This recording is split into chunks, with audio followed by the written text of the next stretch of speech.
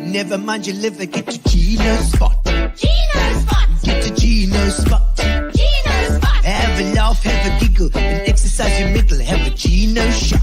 Gino Shot. Get to Gino Spot. Gino Spot. Get to Gino Spot. Gino Spot. Have a laugh, have a giggle, and exercise your middle. Get to Gino Spot. Gino Spot. Ladies and gentlemen, welcome to Gino Spot on this hour, Thursday night. It's a Thursday night, which you are doing now for rebroadcast on Saturday, indeed. So welcome to the Saturday, people, if you're watching on Saturday as well.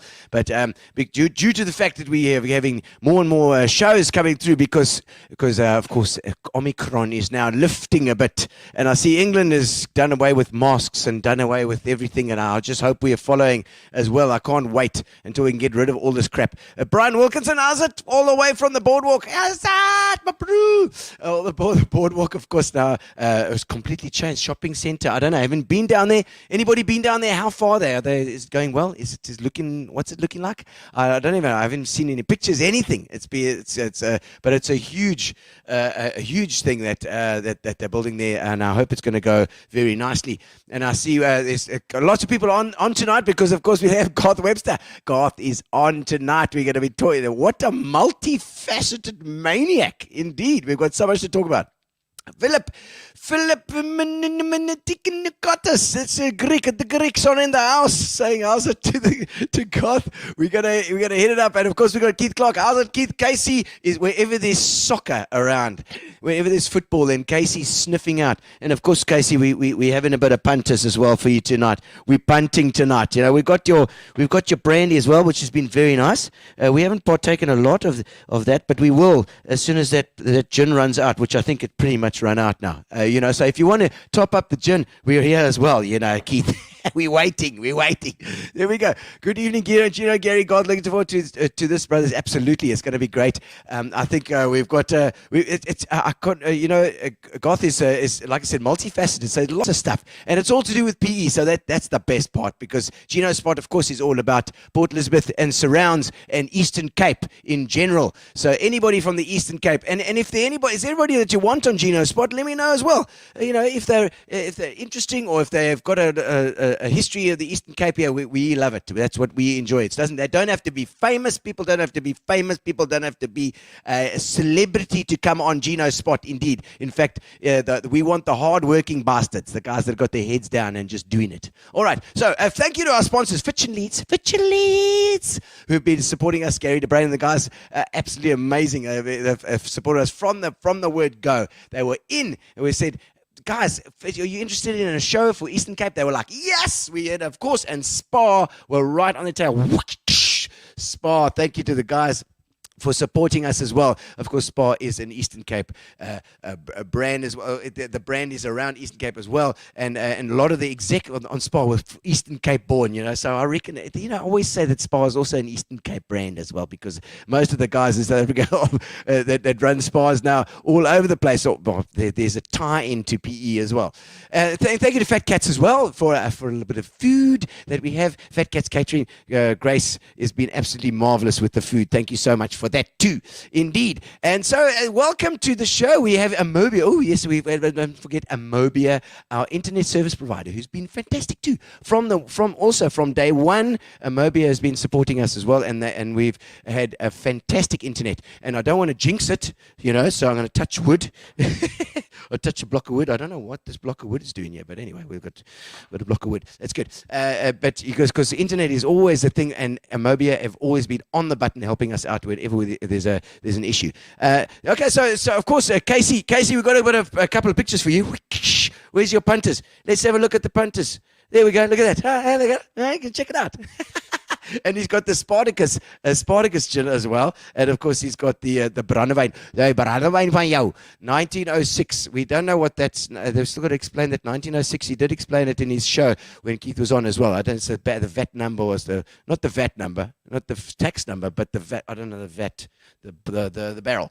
All right. So, ladies and gentlemen, welcome to Gino Spot. Let's sing you into the thing. Send me your comments. And we'll sing them in. And anything you want to ask, put them on the comments. And we'll ask them. No problem. We can do it. We got all the comments coming up here at the bottom too. We can do it. Woo! That's right. Robert Cameron. Go Garth the boy, says Robert. Leroy Crossman's also there saying, hi Gino, what you doing? Beatrice Lowe is there. And I don't know what Beatrice is asking, because it's blank there. Maybe it's our little thing that we got. Rolling, Robert Dockrell's there. How's it, Robert? I haven't seen that name for a long time, man. Alright, here we go. Wendy Tompkins Thompson. Good evening, Gino, she says today. Keith Clark is there, we're punting for you. Flo looks like it's short in stock. That's right, Keith, send us some more. Sir Kamala Ellis, Brendan Kelly. Good evening, Gino. Good evening. That's right, welcome to Gino Spot tonight. Alright, Alan Carter's there. Say how's it from a freezing UK. Ooh, it's hot here. You won't believe how hot it is, like Hawaii.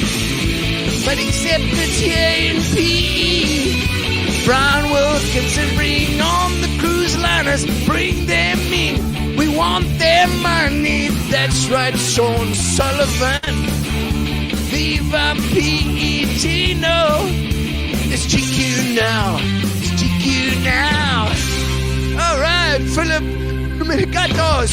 Oh, hey. Welcome, ladies and gentlemen, to Gino Spot. Well, fantastic to have you on the board tonight.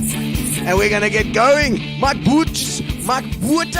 How's it? Linda and Mike from Durbs are here as well. Fantastic. All the way from Durban. Anybody with an PE or an Eastern Cape link, you can pull in. Yeah, we are well. We welcome everybody. Renette Colby. How's it, Renette? All the way from PE. Summerstrand.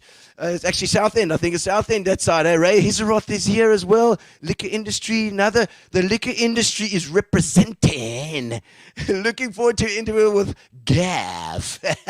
Looks like Harvey, eh? Harvey. I'll say Ronald Miller. Ronald Miller. Ronald Miller. Is it going to get my... Maybe I have some more gin and just see... Ronald Minnar. There we go. You just need a bit of gin and it's fine. Bit of punters and it's okay. Hi, Gino. Hello, Port Elizabeth. Made it, mate. I'm up at 5:30 here in Wellington in New Zealand. You, Ronald. Yes, you messaged last night. He says he's getting ready to get up, and he set his alarm. And so we really appreciate that, Ronald. And it's lovely to have you here. It's now it's just gone 6:30. Yeah, of course, because it's Gino Spot, and the weather is phenomenal. I'm looking out over there into the valley, and it is just beautiful. The sun is just washing it with a beautiful, like a little sunset. Brush strokes. The sunset kwas is coming across there.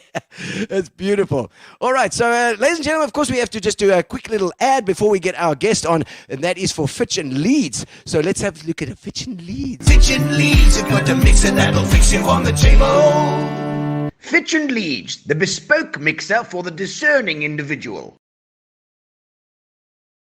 All right, and we're in. Oh, God, thank you for coming on. It's fantastic. Can you hear us there? You got us in there. Good. Excellent. So we got our mic set up. We've got everything set. Everything's set. The weather is beautiful. We don't often get to see the weather outside because the weather's been beautiful today. Unbelievable. Unbelievable. And I don't know. The dams are still at 18% or something. I don't know what's going on. It's like a swimming pool. That's at about 18%. Yeah. But Garth Webster, fantastic to have you on, and there's been quite a groundswell of interest today. I've had messages from all over the place. I see Ronald Minnar there from New Zealand. Okay. You know Ronald? Maybe I do. I've met many people in many different places before, so I can't always remember them. Now Ronald's been. He says he's watching this. He's watching. Brett Schlesinger says that's my brother-in-law. Your brother-in-law. Yes. So your family's online here as well. Yes, Beatrice Lowe saying, how's it? Loki. Who's that Loki? Loki. It's a drinking friend of mine. Atari. That's my wife. My beautiful wife. Atari. It's a TV games around here. That's right. That's the thing with my wife. You press the right buttons, you get the right response. Excellent. I was just like Candice Bernardi, Candice Clack was my niece. Uncle Garth. Garth. From Zim. I see. She's got children older than my own child. Yes, I see them. We'll talk about that just now as well. Davina, how's it, Davina? Nice looking forward to the show this evening. And we are too. Ian Olivier. Yes, Ian, of course, from the property business as well. Pam Golding. Yeah. Yes, Pam Golding is what a legend. I always say, Ian, he talks so fast.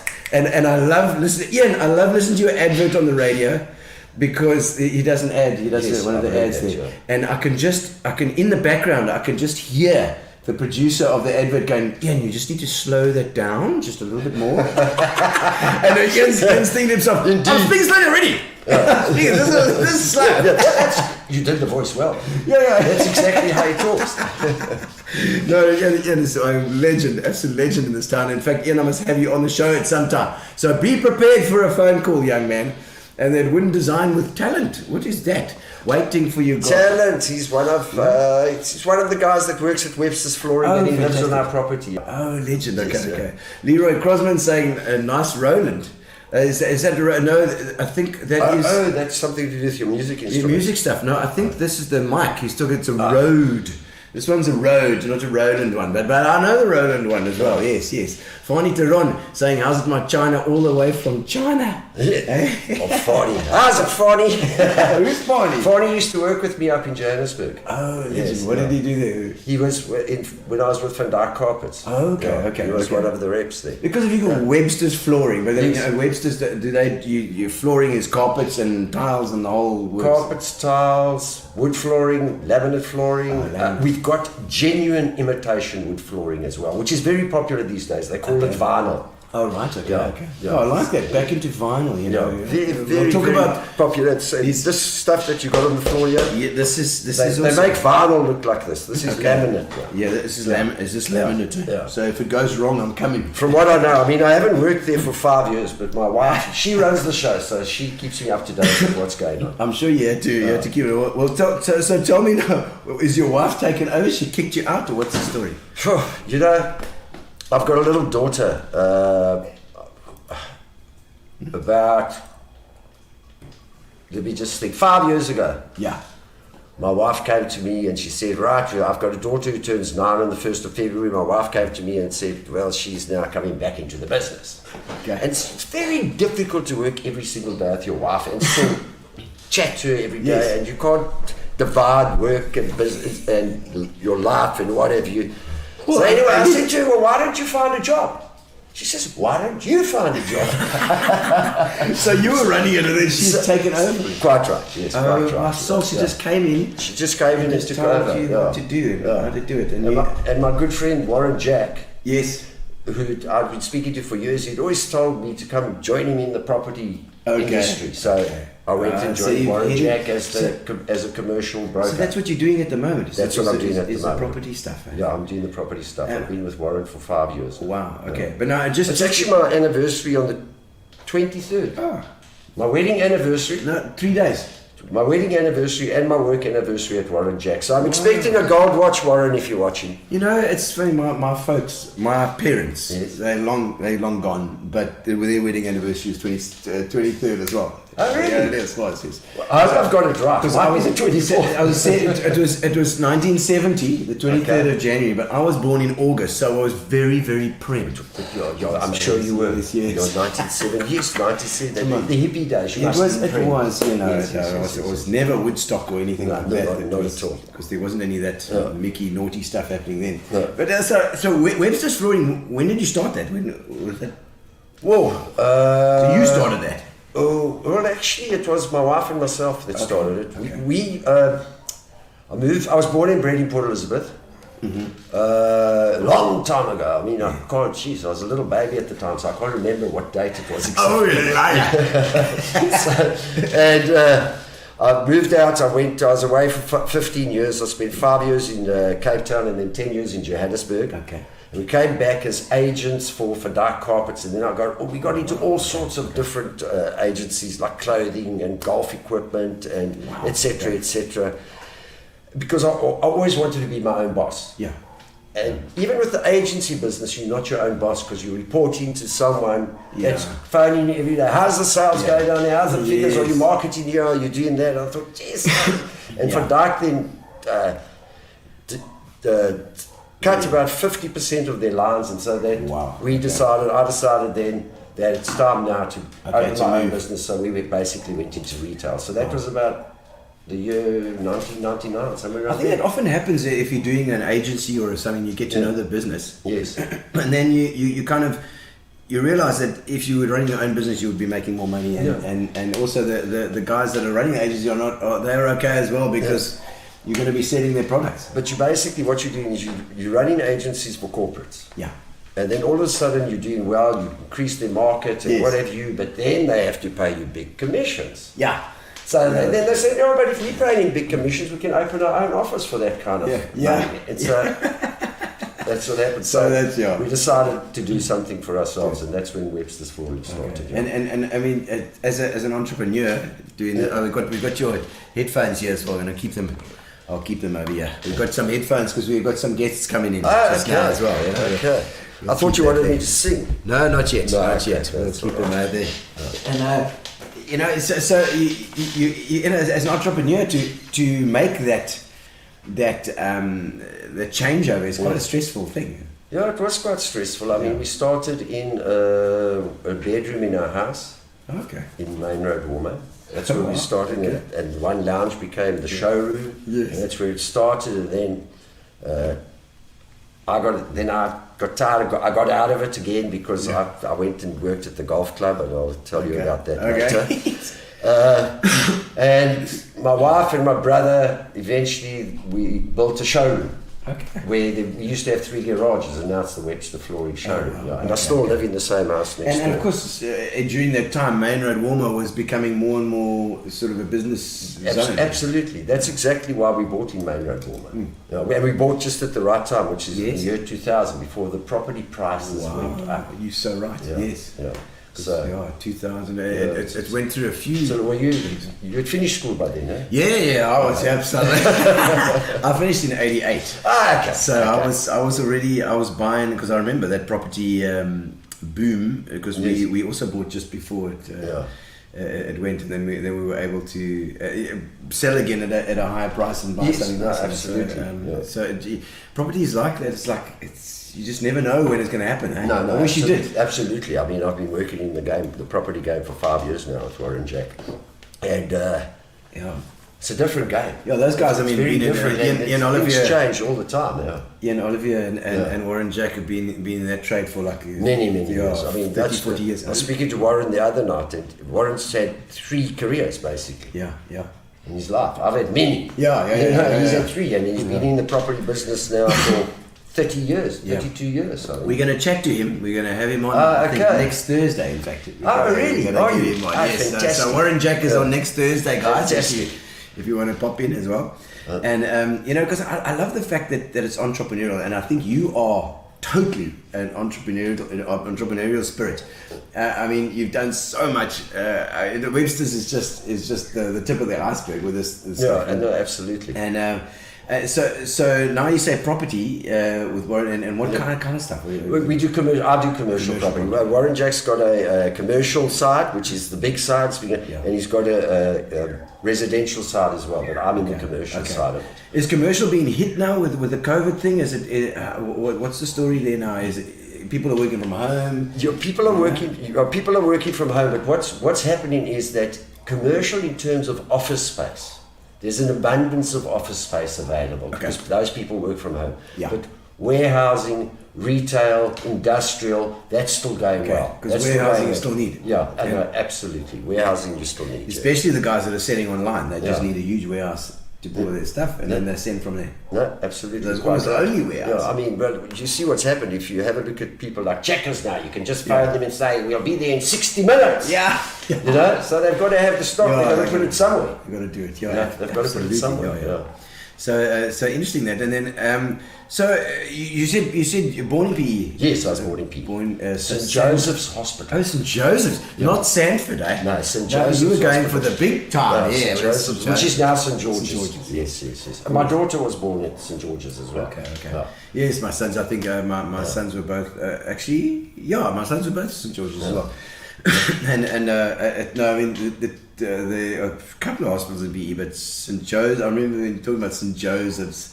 That was the Catholic hospital, you know. That's quite right. Yeah. I said I'll have none of that. Yes, none of that, none of the other.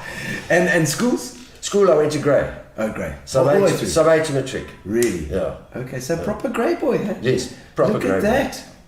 Okay. You know when someone's a grey boy, they tell you. Yes. We've had many on the show. I'm so- sure. Most probably about 80%. Most other schools don't learn to talk till they're 30. Exactly. Well, look, Fires was there as well. I saw Mike saying I must look at your shoes because apparently you used to wear pointy shoes. Is that Yeah, I've got a big collection of pointy shoes. Really? Yeah, you know what the good thing about those pointy, they were sharp like this. Yeah. And I always used to judge when I came, you dance, you can dance on your toe like this, and the pirouette and things like that. There we go. Check his shoes. You used to throw them at the dart. Yes, that's Fires is absolutely right. I used to get home at night, the dartboard was there, and I'd throw them at the board. And I'd wake up in the morning to see what my score was, to see how much I'd had to drink the night before. No, that's magic, you know. And you know what I'm thinking about? Do you remember? So were quite a clubber then? Yes, You big were time. Quite a clubber. Big time. I as was a well. massive jeweler. And so did you go to your study as well, or not? After See, school? I made a big mistake, and I learned my lesson. It was like for me an aha moment. Yes. I matriculated when I was 17, but in those days you had to fill out your forms for conscription. So you either got called up in January or July. Okay. So if you filled in your papers and I forgot to tell them that I wanted to go to varsity afterwards. So they called me up in July. So I had to go find a job for 6 months. And I worked for Sarah.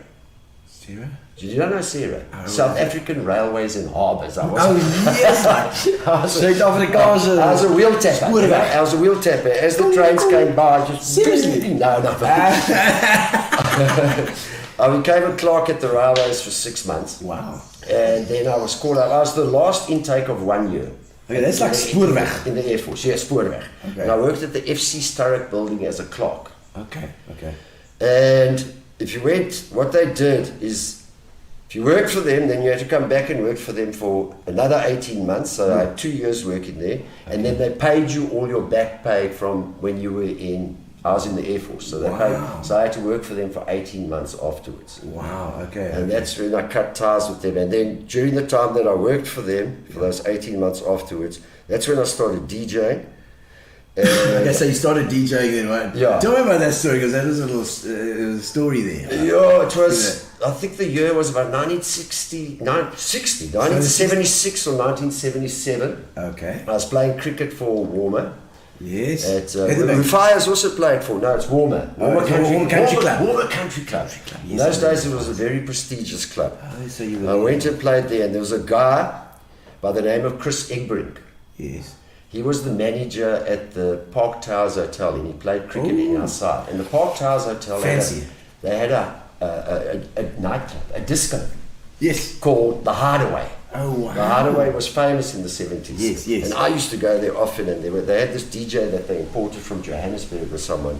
And they used to get 3-month gigs in those days. You know, even the bands where they went to play, it was 3 months. Like, okay, yes, you know, 3 months yes. it is American, and then you move somewhere else. Yes. Rhodesia and that. Yeah. So I said to Chris on the cricket field, well, after the cricket was sitting in the changing room, he was sitting next to me, and I said, "What you going to do now when this guy goes?" He says, "I don't know." I said, "Well, you know what? I'm a DJ." But you weren't. No, I wasn't. I was just Such a into music. bastard. I mean, I was into music. I got my first 7 singles as a birthday present, I think, when I was 11 years old, from my 3 older sisters. They each bought me 2 7 singles. What did you get? Run Joey Small. Do you know that? Run Joey Small. No, anyway. I don't know Run Joey Small. Oh, no, sorry. Quick Joey Small. Oh, Quick Joey. Quick Joey Small jumped over the wall with the ball and a chain behind him. Is his wife? Obladi Oblada. Oh, wow. You know, the Beatles. Okay. So that's when I really started my love affair with music. Yes. And I fancied myself as a bit of a dancer. I thought I could dance a bit. Yeah, So I thought, and I always wanted to be a bit of an entertainer. You know, like you're an entertainer. I like dancing as well. I did. Yeah. I was just to win the dancing competitions instead of 5, you know. Instead of 5. Yeah. Just to do that. So anyway, so I went there and auditioned for a night. And in those days, you didn't have to mix anything. Okay. You just had to play the right tunes, and then I'd go up and say, "This is the Bee Gees, the 3 Gibbs Brothers, and it's Staying Alive. Staying alive, baby. Come, people, let's dance together." And I got the job for 3 He's months. such a DJ. I mean, look, even the way he's dressed now, he could be a DJ. It's a Staying Alive. That's a Staying Alive. Yes, it's a Fantastic. Yeah, so I got the job with 3 months, but I got fired just before the end of 3 months. But now, where was this? Now, At the Park Towers Hotel, the Hideaway. Now that's the Hideaway. That was Park Towers Hotel. Is the tall building in Ring Street, where Standard Bank was as well. Standard Bank was downstairs, and there was a magnificent restaurant across the way from the Park Towers called La Fontaine. La Fontaine. La I remember Fontaine that. was one of the top restaurants in Port Elizabeth, run by an Italian family. Yes. I can't remember the people's name. Come on, they'll tell us in the comments. Somebody will know. Who knows who used to run La Fontaine? I remember it was very fancy. Very nice restaurant. Yeah. The barman there actually used to come to our nightclub and used to give him special treatment. So the Hideaway was across. It was across. Actually, you walked around a U-shape, basically. Yes, that's right. That's right. Okay. And I got fired there because we had to close at 12 o'clock. Uh-huh. But I was having the time of my life, so I didn't want to close. So old Chris, my teammate, my cricket teammate, came and said, "You've got to turn it off." So I said, "No, people are still here. We're still having fun." So he came and switched it. He came to switch off my thing, and I pushed him over by mistake. Oh, no, attacking your boss is not a good. Yeah, so Pochi, what's Pochi? Pochi Or Poggi? Oh, Poggi. Oh, Mr. Poggi. Yes. Is it Mr. Poggi? Is that right? Is Who's it Italian? Poggi? The Italian guy that Poggi, yes. Poggi, I think it's Poggi, that's right. That's quite right, because eventually when I came back to Port Elizabeth, La Fontaine turned into a strip joint. Oh, really? Yeah. I see Victor Webby as well, Ian Walland says there. Victor Webby, that I think. Is it? La Fontaine also Poggi, okay. Webby, that reminds me. Webby was... Webby, yes. Okay, Yeah. awesome. So, because I think it was, I remember Poggi, but that could have been later on as well, because I don't know if Might have been, I'm not sure. Yeah. And the ranch was just a few meters down the road. Yes, That's quite right. Wolfson. Did you go to table 13? Wolfie, I've got to tell you a story about Wolfie. Yes. Later. Should we do Oh, it now? do it now. No, do it now. What is, yeah. Because, I mean, we get into my nightclub life, and Wolfie and I, we were in the same cricket side. We played at Warmer. When he was at varsity was UPE, had very strong cricket section, and they used to have 2 teams in the Premier League, but they never played on Sundays. Yeah. So we had a Sunday league, and we were allowed to take some of those students and come play for Warmer. Okay. So Wolfie came and played in our side. Thanks. Nice shirt, Garth, quite loud. Thanks, Don. So anyway, so Wolfie came and played with us, and about that stage, I'd closed Golden Takkie, and I'll get back to that one. And I'd opened a new restaurant called Extension 1, and that was when Wolfie came to the nightclub with us on a Saturday night. And Wolfie showed us his party trick, which was to eat a beer glass. Wolfie, are you still alive? Wolfie used to eat beer glasses as a party trick. No wonder when he played cricket, he used to bowl so many wides. He thought he was bowling cutters. I'm sure. I wonder what your colon looks like now, Wolfie. No, that's all full of fish now. It's fish. Yeah, it's fish tails. Oh, I see. Is that what he does? Yes. Oh man, you know, but you were talking about your dancing and stuff. Do you remember the place in Grey Street upstairs? No, I was out of Port Elizabeth at that stage. That was about the mid-80s. Yes. So I was living in Cape Town or Johannesburg. Okay, because I remember a chap with pointy shoes that used to dance well. Okay, no, it wasn't me. So he was following in your shoe steps. Might have been Sean Paul's. Oh, it could have been. It could have been Sean Paul's. Yeah. Sean Paul's is normally on. Yeah. Somebody tag Sean. If he's not on already, he should be here as well because he's often on the show. Yeah. Oh man. Yeah, Sean keeps the whole PE era from that time together with his Facebook site. He does. His Facebook group, he does a good job. It's magic, and he's a lovely, lovely guy. And also, obviously, to do the Ritz at that time. But so you moved. Did you go from you were fired from the Hideaway? So I was fired from the Hideaway, and then my good friend Ricky Manor, who's Barbara Manor's brother-in-law, he said to me, Garth, why don't we go open a nightclub somewhere? So I said, geez, I wonder where we can do it. And at that stage, the Summerstrand Hotel, which is the old Summerstrand Hotel, which was the only building on the coastal side of Marine Drive. It's now a block of townhouses. What's it called? 70s Summerseas. Yeah. That was the Summerstrand. Yes. And during the Christmas period, every year, they used to open up a place called the Carousel. Okay. Yeah. So it was mid-January, and they just closed down, and we decided to go see, Ricky and myself decided to go see old Slimnowski, I think his name was, the owner of the hotel. Okay. To say, why don't you let us open a nightclub here? Yeah. So anyway, so Ricky and myself went there. Okay. We weren't prepared as youngsters, we weren't really prepared. And we went there, and it's the case of bullshit baffles brains somehow. And we went and we sat in his office on Slim, and he said, well, what you got to offer me? So I said, well, I'm a DJ, I've got everything, I've got a disco, got the sound, I've got all of the stuff. The records. All we'll do is you take all the bar money and we take the entrance fee money. Yeah. So it's perfect. He says, and what's your nightclub called? I mean, what's your disco called? He said, we hadn't thought of a name.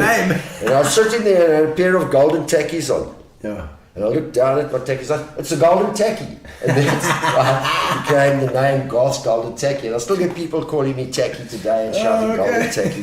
And that was in about 1979. Gee, was it? Yeah. So then I said, when would you like to open? And this was about the Tuesday. I said, well, we could open next week Friday. Yeah. Because it's only going to be Fridays and Saturdays. Oh, right. It's Fridays and Saturdays. All right. So, no, that's perfect, Joe. We said, it was a handshake. Yeah. Off we go. I turned around to Ricky and said, okay, we've got the gig. Yeah. We don't have turntables. Oh. We don't have speakers. Nothing. You got nothing. We don't have lights. Yes, you said you got everything. You got bugger all. Yeah, we got records. All I've got is my records. So anyway, we bought a turntable desk and what have you, and we had to now decorate this whole place. Is that double turntable back then? Yeah, double turntable. Yeah. You got to put one on and then mix. Did you have a mixer in between or not? Those days, yeah, there was a bit of a mixer, but they never used to mix much. In those days, you'd like play something like You just fade in and Amy Stewart, Knock on Wood, you know. Yes. Knock on wood. Yeah. So anyway, and so we say, now what are we going to do? So I said, I've got to go, and we bought this desk. I said, I've got an idea. I'm another friend of ours, Vince Lewis. Yes, Vince, musician, bass you player. know Vince, yeah, bass player. Absolutely, I saw him in Cape Town not so And long he had ago. speakers, but he didn't have like half. He had his normal music, one big one and one big one, and they were different sizes. And we asked him if we could borrow his speakers for the opening night. Good old Vince. So we borrowed the speakers. Then we had to get disco lights flashing on and off. Yes. Luckily, Ricky was a electrician, so he knew how to sort that out. But we had to get decoration. So what we did, well, what Ricky did, because my hands, I mean, Did you get those long, thick cables with bulbs on them? no, ones. no, something similar to that. What happened? I mean, my wife's the handyman in the house. She's got all sorts of tools. She's a beautiful woman. I mean, she looks after everything. If there's a bolt loose, she knows how to screw the thing and what have you. Yeah. And so we took coffee tins. Yeah. We painted them black. Like Frisco. Yeah, big ones like this paint. And we put the different colour lights and bulbs inside the coffee tin and joined the electrical cable and stuck it on the ceiling. Now we just couldn't have that because it's just it's empty, so nothing. So in those days, this is a long story. No. So anyway, you're actually taking a fat chance here. No, we're taking a big chance. So the milk bottles. Used to be milk bottles, and they used to have those foil tops on. Yes. And those foil tops, Dairy. yes, those foil tops came off a machine, a long strip like this, and they just used to punch the hole. And you used to get this long strip of foil with a hole in it. Oh, right. So we got rolls and rolls of that, and we hung it on the ceiling. I've seen that. I wondered where it came from. It's a bloody milk. Yeah, we hung that on the ceiling, and that's where I dig it. The lights were above that, and then we got a mirror ball and a smoke machine, and that strobe light, you know. So we got that, and we got it up and going. It was a huge success. Well, and so you got it's coming, eh? Yeah, Jesus, it was a huge success. So went on for many years, and then wow, the golden Takkie. The golden Takkie, and it made you some money. Yeah, it did. It made us some money. I mean, Ricky and myself lived like millionaires. We used to have breakfast, lunch, and supper out every day. Squandering your money. No, absolutely.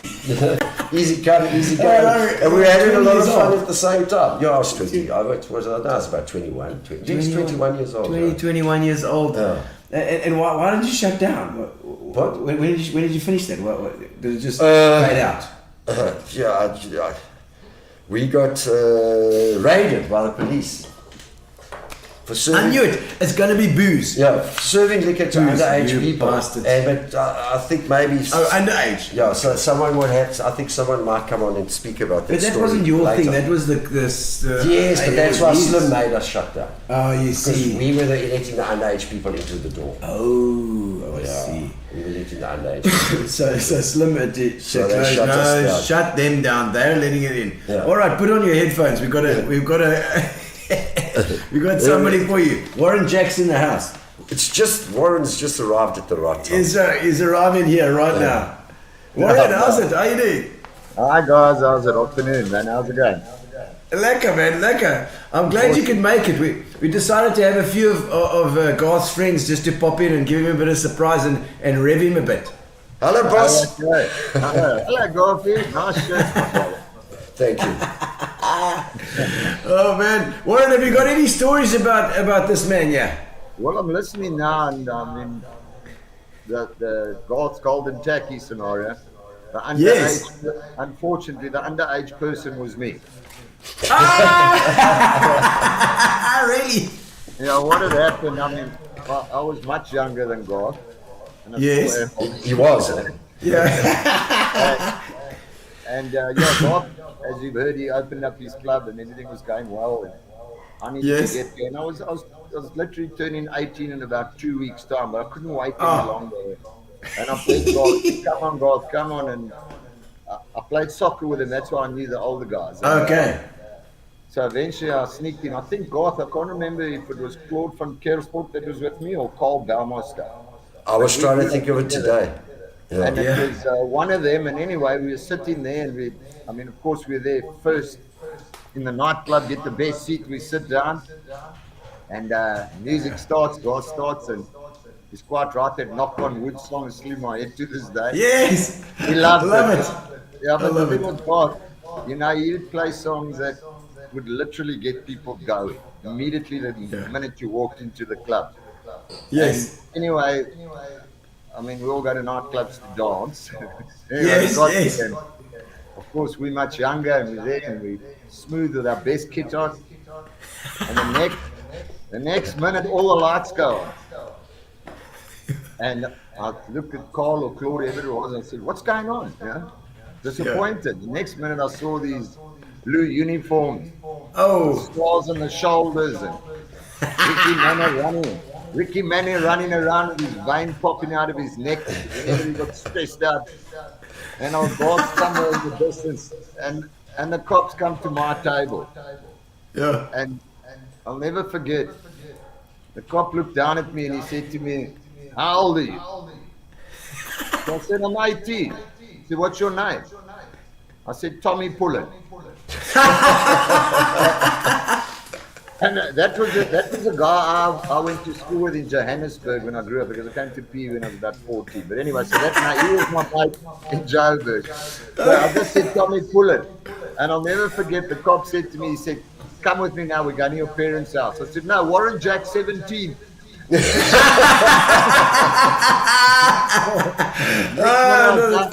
Next minute I was down at the law courts with Garth and Slim and Ricky and all of them. But I don't know what happened. I give up. Sorry, Warren Jack 17. Never mind Garth's nightclub. This business is the whole business is gone. Yeah, as I said, it ended up in court, but obviously didn't go through the procedure because I think Slim and Ricky and the judge and Garth made an arrangement or something. They just came out and said, "Okay, that's it, the club's closed." Yes. So that was man, that is so funny. Thanks to you, Warren Jack. Indeed. You could have been a millionaire. He was living like a king. I remember it was about 100 years ago. The steak cost $2.50. But There you go. And then also with Garth, something that always sticks in my mind, and we still laugh to it these days. As Garth says, he was in the music industry and he came down to Port Elizabeth and obviously got to know one or two guys. And Garth being quite a player and running around and hooked onto me, or I hooked onto him, and all of a sudden we were mates. And he introduced me to golf. So he was in the music industry those days. He had a Mazda 323 with a hatchback at the top. Another one, the square one. Yeah, well, I don't know. It looked more like a sand shop. Anyway. Yeah. So you lift the hatchback up, and in the back there was two speakers. The size of these speakers were, I think they were worth more than the car. So what do you do? I was sitting at Alex School, and if you sit in at about, now Garth had always wanted to play golf, but he's a rep, so he's got time on his hands. I'm at school. Yes. So, the next minute I get a ping ding of the alarm. The principal calls out, "Warren Jack, come to the office, please." So I get to the office. They say, "Listen, your uncle's passed away." So I said, "What do you mean your uncle's passed away?" He said, "Your uncle's passed away, but your other uncles have to let you go. Uncle Garth." I go outside, get in the car, and off we go. And that's why we be pumping with that song, Hollywood, Garth, remember? Gino Washington, Hollywood, yes. Is it Gino Washington? And yeah, you are. There we go. Gino Washington. I'm going to have to go and look up that song now. Yeah, I tried to look up that song today. Gino Washington. There's a lot of Gino Washington, but that Hollywood song, nowhere to be found. Is it? But I'll sing it for you later. We drive down that 3rd Avenue dip. And those days, the road wasn't as good as it is now. And God had this Hollywood song play. Remember, HOLLYWOOD, Hollywood. Hollywood. Just like I pictured it. Yeah, that's it. And there Thank you you, go. guys. Bereavement Well done, for your uncle. I can't believe you're lying bastards. Thank you, Warren. Be good in the property game. Excellent. And we'll see you next Thursday, Warren. You're in the studio next Thursday. We'll have a good chat about your history as well. Great, thanks a lot, guys. Well, hopefully, Garth's got some embarrassing stories about you as well. So we'll check next week. Yeah, I've got quite a few.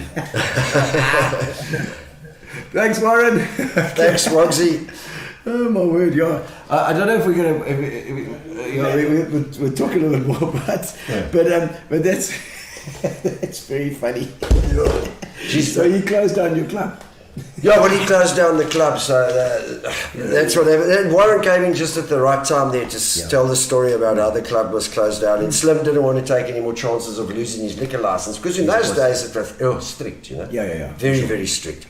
So that closed down. Okay. But and after that, so you were without work. I mean, no. What had happened during that time? Yes. I had the nightclub. I'd left the railways by this time. Okay. I'd left Sarah. She was Sarah. devastated. I'm sure she was. She was devastated. So So anyway, and what I did is I worked at Gatsby's clothing shop on Saturday mornings. Where was Gatsby's that now? was the Ralph brothers. Gatsby's eventually turned into Neil's. Niels. Jeff Niels. Adamy Yes. and Niels used Westbourne to work Road. at Gatsby's. And they then opened their own shop called Niels in Grace Street, right next to where Michael's Record Bar used Yes, to be in Michael's Grace. Record Bar, because of course that was the father of That was Mark Mike and- Simmons. Yeah, Yeah. Stompy's dad. Yes, and- Michael, lovely guy. and to DJ. Yes. That's his sister. As well. They've got Michael's Record Bar. Yes, quite right. He was a lovely guy, Michael. He was very theatrical and artistic, and he always used to act in the plays in Port Elizabeth at the Opera House and what have you. Elise Fish. Yes, that's one. Where is she? I haven't seen her for She's in years. Joburg. She was on the Okay. show. I love She Elise. used to work with Stephen Bishop a lot. Yes, the Bish and the Fish. Yeah, the Bish and the Fish, that's right. And so then I decided, no, well, I've got this on Friday and Saturday nights. I work there on Saturday mornings at Gatsby's selling clothes, because clothing has been a big passion of mine all my life. I see. It's clothing, music, and sport. Love it. That's my life. Love it. And my wife, of course. And my Yes. wife, and my daughter was saying hello just now, Ruby. Hello, Ruby. How are you, my Ruby. darling? Ruby Olive Webster. Oh, lovely. Yeah, there's. And so anyway, then I decided now I needed to look for a job. So I went to an employment agency. Yeah. And she asked me, this lady, she was very nice in Main Street, Port Elizabeth, Govan Becky. Govan Becky, yeah. Yeah. Queen Street originally, I think. Yeah, it was. Yeah. And I went there on the third floor, and she said, wow, you're into your music, you DJing, and there's a guy in town right now that's looking to employ an area sales rep to run the P office in the music industry. Okay. The music industry was selling records, tapes, and 7 singles. Mm-hmm. So she said, let me phone him and see if I can get you an interview. So she phoned him. I went for the interview. I walked in to his office. It was in the old Mutual building on the 6th floor. Wow. Above the That's Main Street CNA as was, well. yes. The CNA. On the 3rd floor was Carlo's Coffee Bar, which was our big hangout in the 70s. It wasn't the one on the bridge across. No, that was in... It was later on. Yeah, that was later on. Yeah. And I walked in there, and the guy's name was Peter Cook. Okay. And I've got a lovely story to tell about Peter Cook. Peter Cook, I walked in and there was Peter Cook. I sat down, had an interview with him, and he asked me what school I went to. Obviously, that's one of the questions I asked you. I said, I went to Grey. He says, well, he's a Grey boy as well. Oh, well, there we go. The secret I handshake. said, well, I've got this one. I've got this one. And he asked me if I was a member of Old Grey, because he had been out of Port Elizabeth for about 15 years. Okay.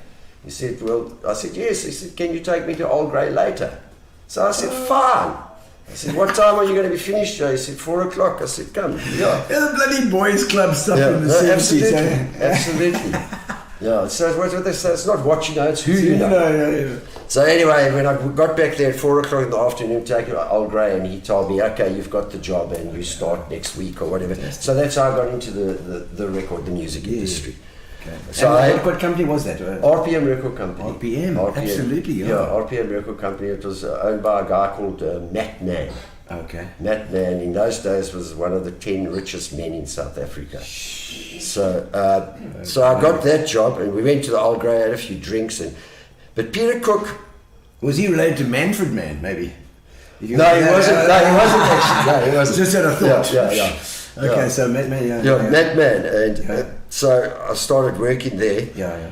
And the story about Peter Cook is that a couple of years later, it must have been a year and a half later, him and Martin Locke, I don't know if you remember Martin Locke, who used to do Pop Shop. Pop Shop, yes. And Martin Locke was the head buyer for C&A Records. No way. Throughout South Africa. No wonder there's always Martin the Pop Shop That's albums quite right. and So everything. he was the head buyer, and Martin Locke and Peter Cook were the first guy to bring the Rebel cricket tours into South Africa. Wow. Mike Gatting's side, I think they must have come in about 1983. Jeff Boycott.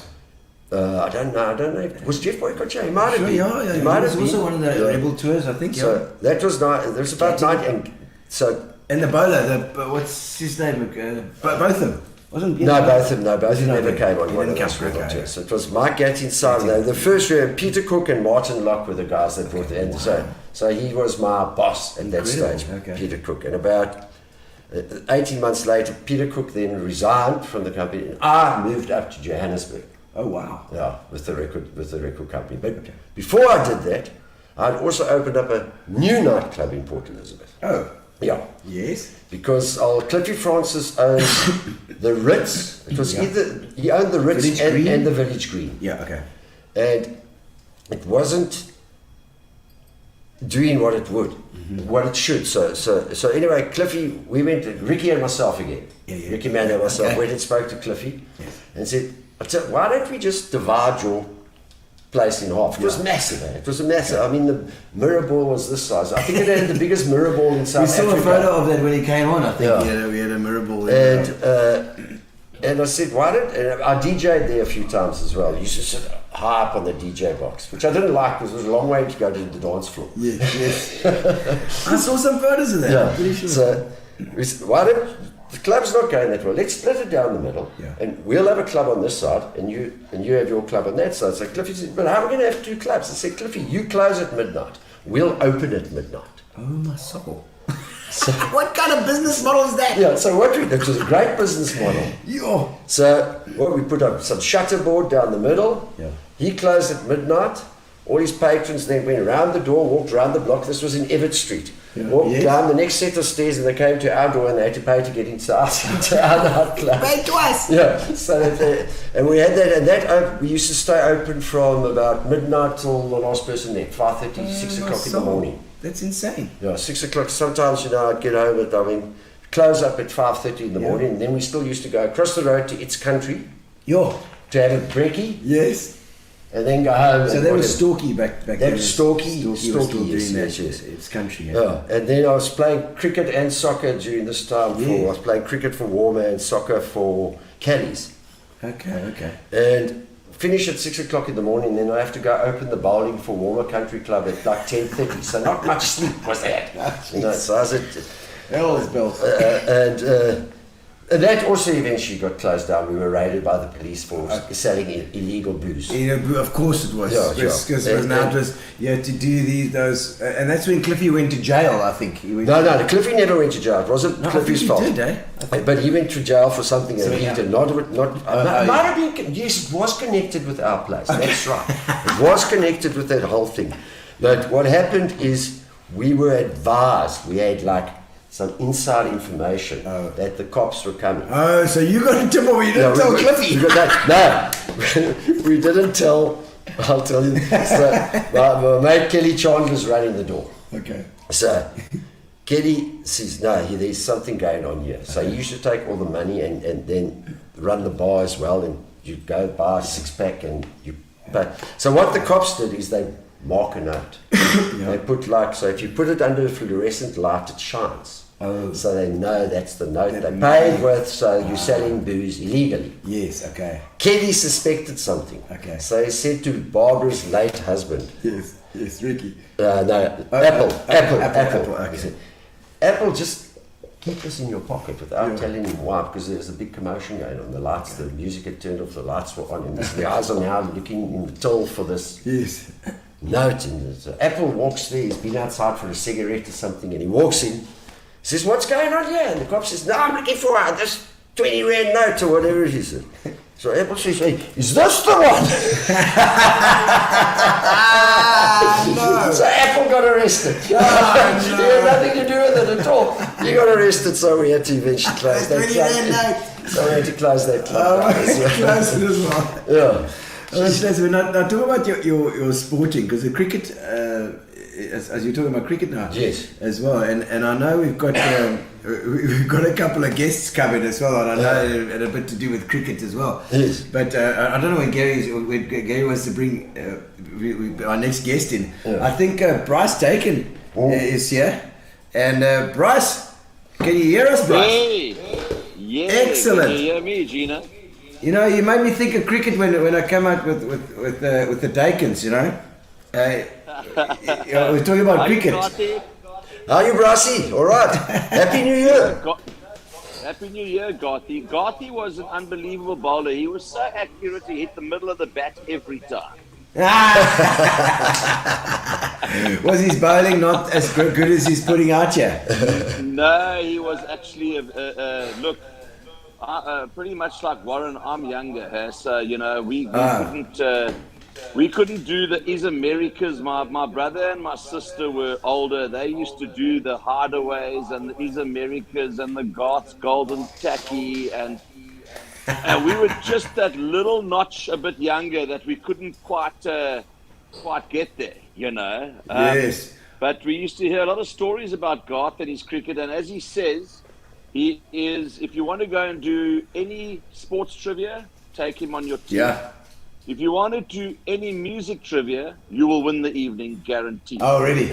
And he's the one. Yeah, no. Being a music rep in the old days, he is on top of his game. And then fashion as well. I mean, the fashion. There's some guys that can just pull it off, and there are others that can't. You know, so you know, if I had to try and dress in Garth's gear, I mean, putting those pants on, they're like a one-star hotel. They got no ballroom. But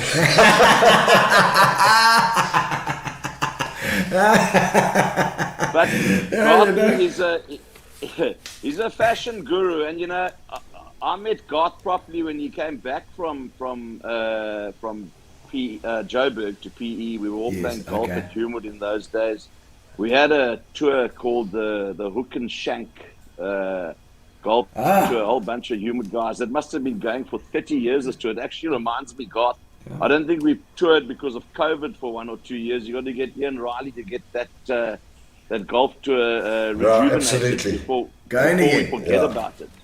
Yes. But we used to go all over the country on annual golf tour, and we went to Cape Town once. I'll never forget. And Ian Riley had arranged a lovely B&B, or just off the main strip in Camps Bay there, that we could settle into. On the opening night we had a bra, and jeepers, things got going. But I was the youngest guy on the tour.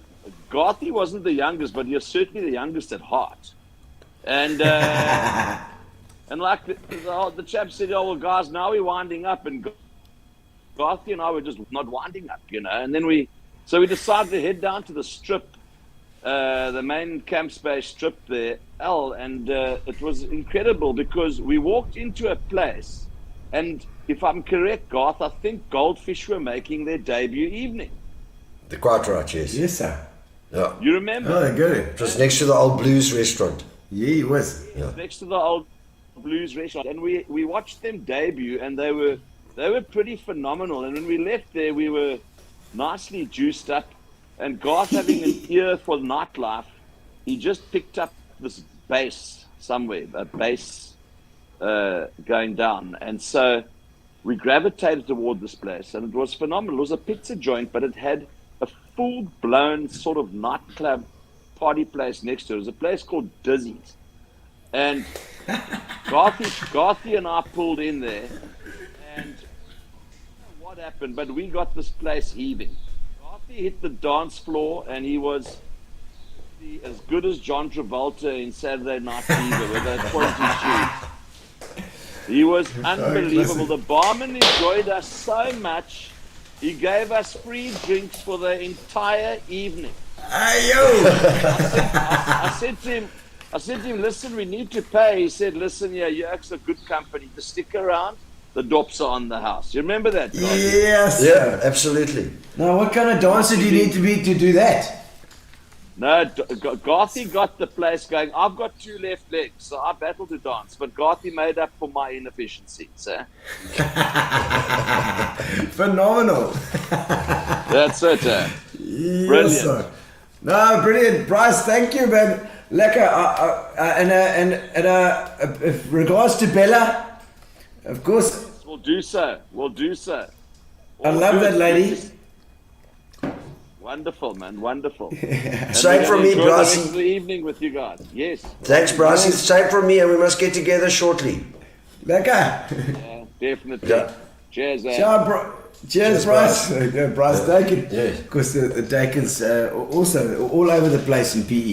I tell you what. Oh, you're going to get some. I've got some ice here as well. Yeah, there we go. My Yeah, you dear got some wife ice. has brought in some ice, which is very, very necessary tonight as well. Yeah. And I mean, you were talking about the sports as well. Yes. I mean, it's not only the golf and the thing. No, That's quite right. a bit. I started sport at a young age, right? Under 10, playing cricket and rugby at Grey. Okay. Then I just carried on from there. Then I got a serious neck injury, so I couldn't play rugby anymore. Oh, okay. So when I was under 15, I was a hooker. Oh, yeah. Not, unlike my That sister. so anyway, so I couldn't scrum down. I dislocated a vertebrae in my neck instead at 8. Crikey. So I had to give up rugby. Jeez, like man, Yeah. so it must have been a bad injury. Yeah, it was a bad injury. I was in traction. It was so bad, as a matter of fact, I never had to write my matric. I mean, my standard 8 finals. Yo. They just put me straight through. Were you playing against Worskell Framesby or No, something? no, it wasn't even on the rugby field. Oh, really? It was in the diving pool. Oh, my word. So what used to happen in the diving pool, someone would go off the top board and make a bomb drop, and then you'd dive through the splash. Oh. Okay, Oh. this guy came up too quickly and I connected his head. Oh. Our heads connected and so I ended up in hospital on traction. Yeah. So I gave up, and then I started playing soccer at Westview. Okay. So that's where my soccer life started. Yeah. So we played, and in about 1975, just before I went to the Air Force, I joined Kelly's, and we played in the Premier League in Wow. Kelly's, yeah, in 1975. So that's like serious soccer, eh? Yeah, and then I played my last Premier League game in 1999. So I had 24 years of playing. Gee, Yeah, was you so playing I maintain quite a lot, you know. I mean, did you travel a lot? That's Yeah, no, well, it's local Premier League. So it was and Cape. When I was living in Cape Town and when I was living in Johannesburg, it was local. So that's a serious league as well. Yeah. No, it's very good soccer. I mean, out the Eastern Cape, and Philip Pneumatic-Cartus was on there just There you now. go. The Greeks are always involved, eh? My fabulous friend Philip, and who I've known since I was 10 years old. And he played professional soccer. He was a goalkeeper. He was called Ox. He's still called Ox. Yes. Yeah. So he was a soccer player. But the biggest game of soccer I ever played was when I was in Cape Town in 1986. Yeah. The World Cup, I think, was in Mexico that year. So in Cape Town, they used to have a big international league where there was Spain played, Portugal played, Israel played, Holland, Germany, Scotland, England. And wasn't that the hand of God? Wasn't that that Maradona's Yes, hand of yes, God? that's 86, right. eh? Yeah. Mexico. And so my coach at that stage was a guy called Danny Cameron. Yeah. And there was no Ireland side. Okay. So Danny put together an Irish side. So we played. And we were the outright least favourite to win this whole competition. And we got through and we played in the final in front of about 5,000, 10,000 people at the Greenpoint Stadium, and we won the final. Wow. So that was a great... Such a winner. Yeah, it was a great time, yeah. Oh, geez. Yeah. And there was tour to Beijing. What was that was cricket. Oh, was that cricket? That was cricket, cricket. All right. Cricket, started playing 1977, I think it was. I was playing for Warmer Country Club also. Okay. And then I finished my last game for Old Grey in about the year 2000. Okay. And the whole Beijing trip was, it's my mate Billy Preston. His name's David Preston, but we call him Billy after the keyboardist that played with the Beatles. Yes, they played on Get Back. Yeah. Can I just pull myself? Yes, please, pour. So, anyway. I'm going to try some of this brandy. You can finish that. There we go. Casey is finishing your brandy, your gin. So I'm going to use brandy for this. Very nice, Casey. Casey, I've known since we were like 6 years old. I was about 6 years old when I met Casey. Yeah. At the Union Blues Club. There we go. His dad and my dad were big mates. Okay. So we've known each other for a long time. He's all over the place. Yeah. So anyway, in 1981, I was playing cricket in Johannesburg. It was my first stint in Johannesburg. I was in the music industry at that stage with RPM Records. I'd been promoted when Peter Cook left. They brought me up. And you were talking about David Essex and that whole thing as well. Yes. I toured South Africa with David Essex when he came to do his live shows in South Africa. And I was with the record company and David Essex. The Dream Machine. It was just before the Dream Machine, I think. It was after the Dream Machine. Oh, was it after? After the Dream Machine. It was Winter's Tale. Only a winter's tale. It was quite the model. Yes. He's a very pretty boy, and I made good friends with his bodyguard, Bev. Oh, really? Bev. Now, David used to come and afterwards we'd Bev, go, a man, Bev. Bev, yeah, he's a guy. Yeah. Okay. I've known 2 Bev men in my life. 3, sorry. Yeah. And his name was Beverly. Actually Beverly. Yeah. And so I befriended Beverly, and the first night we get there, and after the show there's chicks all over the show. Oh, really? All over David. Yes, of course. So Bev says to me, Garth, come here, stand with me. What happens is like David will have 1 or 2 just now sort of start speaking, and those others will want to speak to other people. Yes, of course they do. He was a wonderful man, Bev, great character. So but that tour was absolutely magnificent. Yeah, I mean, going around with David Essex was a big one. No, he was huge at that time. Yeah, and the other one was Geraldine. The Irish lass that came out. Yes, I remember it. We made her famous in South Africa. She was not famous anywhere else. In South Africa. I was going to ask her. A bit like Rodriguez, who was also on the record label. Yeah, there were a couple of them that were only famous here. Chris de Burgh. The guys go overseas and they talk about. And remember Geraldine? And nobody's like, no, I don't remember. No, quite right. It's like Chris de Burgh, his Spanish Train and other stories was. Famous in South Africa. The song that made Chris de Burgh famous internationally was Don't Pay the Ferryman. No, it was after that red dress. What's it called? The Lady in Red. The Lady in Red. Yes. Oh, so that was only after that. Yes, he wasn't famous. So he was famous here with Spanish Train. Yeah, Spanish Train. But what happened is Spanish Train. The song actually got banned. Oh. In South Africa because it had to do with making a deal with the devil. Yeah. Shot on. And Patricia the stripper was also banned. Oh, yes. In South Africa. So we changed the name from Spanish Train and Other Stories to Lonely Sky and Other Stories. Oh, really? Yeah, so that's what it that's the whole Afrikaner stories. So to get back to 81, when I was in the music industry up there in Johannesburg, and I was playing cricket for Wanderers. Yeah. And we... wow. So this is when while I'm speaking about Beijing. Cricket. Yes. That's the first time I came across Clive Rice playing cricket in 1981. And in those days, they had just started paying cricketers to go join different clubs. So we played against Bedford View, and they bought quite a few big players. And the opening bowlers were Clive Rice and Rupert Spook Handley. Spook Handley? Yeah. Wasn't he EP as well? Yeah, he played. He also went to Grey. Yes. Yeah. And they were the opening bowlers. And at that stage, Ricey was the quickest. Okay, yes. Around. He was dangerous to face. Okay. All right. He was dangerous. I remember we had a guy in our side, his name was Cameron Bocchiglione, Cameron was famous for being the 12th man for the mean machine, the Transvaal mean machine the most times, because he was a great fielder. Okay. He was a very good all-round cricketer, but he was a great fielder. Yeah.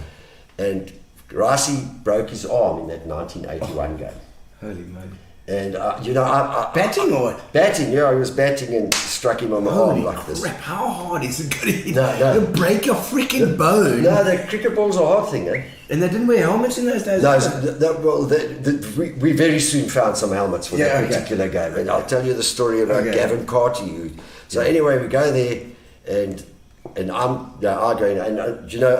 was a bowler. Yeah. I used to think I was quick as hell, but I wasn't quick as hell. I mean, I had the longest run up there. Guys used to say to me, just now we're going to have to open the side screen, put a door in the side screen so you can start your run up.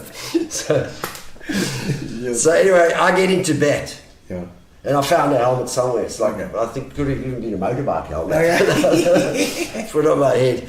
And I went to face, and there was Spook Handley bowling from the one side. I batted 9, 10, 11. That's where I made all my runs when I played cricket, when I batted round. Because that's the only place I batted. Yeah. So, and I faced Spook, and it was, he was quick. Yeah. But he wasn't dangerous. Spook swung the ball away, and yes, I went to the other side, and there's Rasi steaming in. Yeah, that was quick. One. So facing Clive Rice, that's quite a thing. That was quick. I mean, in those days, the league cricket was just magnificent. You played against all the top players. I played against Graham Pollock, Fiers van Vuren, Kepler Wessels, Flam Micho. So I played. That was the thing that I got the most pleasure out of the sport. That I got to test myself against all these top guys who actually played international sport. Amazing. Yeah. So I go out there to bat. Now Rice is bowling. I've got this helmet. I can hardly see through the thing. It's the first time I've worn a helmet in my life. And I go there, and I play a forward defensive, and ball hits the middle of my bat. Okay. They all go up for LBW. Shout, umpire sticks me. What? Yeah! In your bat? Oh, in the middle of the bat. Come on. But it was quick. It was a frightening experience. I put my bat under my arm. I quickly walked off. I walked past the umpire and I said, "Thank you very much." I don't want to face another one. So that's when I met Rasi. And many years later, in about 1990, I was captain the Old Janian cricket side, and Rasi went to St. John's, St. John's in Johannesburg. Okay. And he came and played for us. We got him to play for us at Old Janians. Yeah. And 1991 was the reintroduction of South Africa into international cricket. International cricket. We were going on the tour to India. Indian tour. And Bryce's father, Jeff Dakin. Okay, yes. Yeah. Jeff Dakin had a lot to do with us getting reintroduced to world cricket. It was before Nelson Mandela was free, but it was just at that stage. So that was our first they were tour. allowed, I think, as well. Yeah. So anyway, Any one of these? While I'm talking, do you want a grapefruit tonic or the grapefruit tonic sounds good. Grapefruit is very good. Let me tell you. So we were playing at the Old Janian field. The Old Janian complex was magnificent, the great sports club, and we played at the lower field, and you walk down about 50 steps to get to the field. And we're in the field in the afternoon, and it's now about 3:15. And the next minute, those days there's no DSTV. Yeah. All the SABC trucks start arriving at the Old Janian cricket field. I know. So I'm thinking to myself, what's as I say, I know what's happening. Yeah. Clive Rice has been chosen as the captain to take the tour inside to India. Yes. So every cricket match, the guys will tell you, tea time's 20-4. Yeah. So 20-4, I'm leading the troops off the field. And the cameras come in. So anyway, and I'm walking, and they walk straight past me. I go to Clive. Yes, of course. Where you guys going? So he got made captain. So we played cricket together there.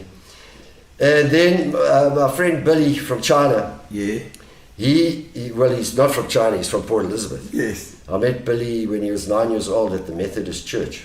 In Warmia? No, in Newton Park. Oh, Newton Park. Yeah, we went to Guild. Oh yes, the Guild was always for the youngsters.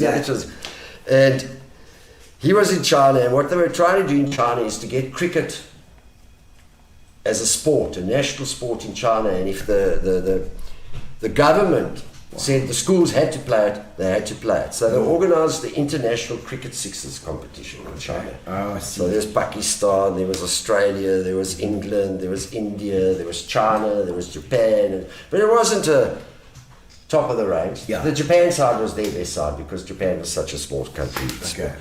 And I was a bit over the hill at that stage. I was, what was it, 1995, so I was 38 years old. Rasi was about 6-7 years older than me. And we were both past our best. Yeah. And we went to China Yeah. on the six-a-side cricket tour. What a trip. What a magnificent trip. Rasi, rest in peace, my dear friend, old Clive Rice. Yeah. And Luke Fairweather is a very good cricketer. Yeah. Tony Middleton, good cricketer. And we were there, I was the MC for the whole tournament. Okay. And the Chinese Minister of Sport. Oh, wow. He came there and made a speech. And so I was the MC for the whole do. And Ricey was the guest speaker. Okay. And the questions, they threw, Jesus, it was magnificent, absolutely fantastic. It sounded a fantastic thing. Yeah. I mean, China also is just so massive. Massive. You would have loved it. We go to, at that stage in Beijing, they had the biggest hard rock cafe in the world. Okay. Okay. Keith Richards' guitar. Is it?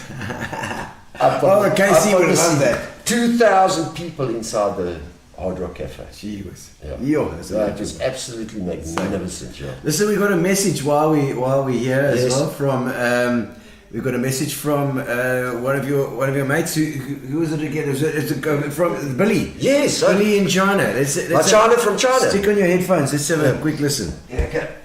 And Jeez, I've done something else. what a pleasure to be speaking to you from Shanghai, China, a country that you visited on numerous occasions and brought great joy to the 3 cricketing fans in China.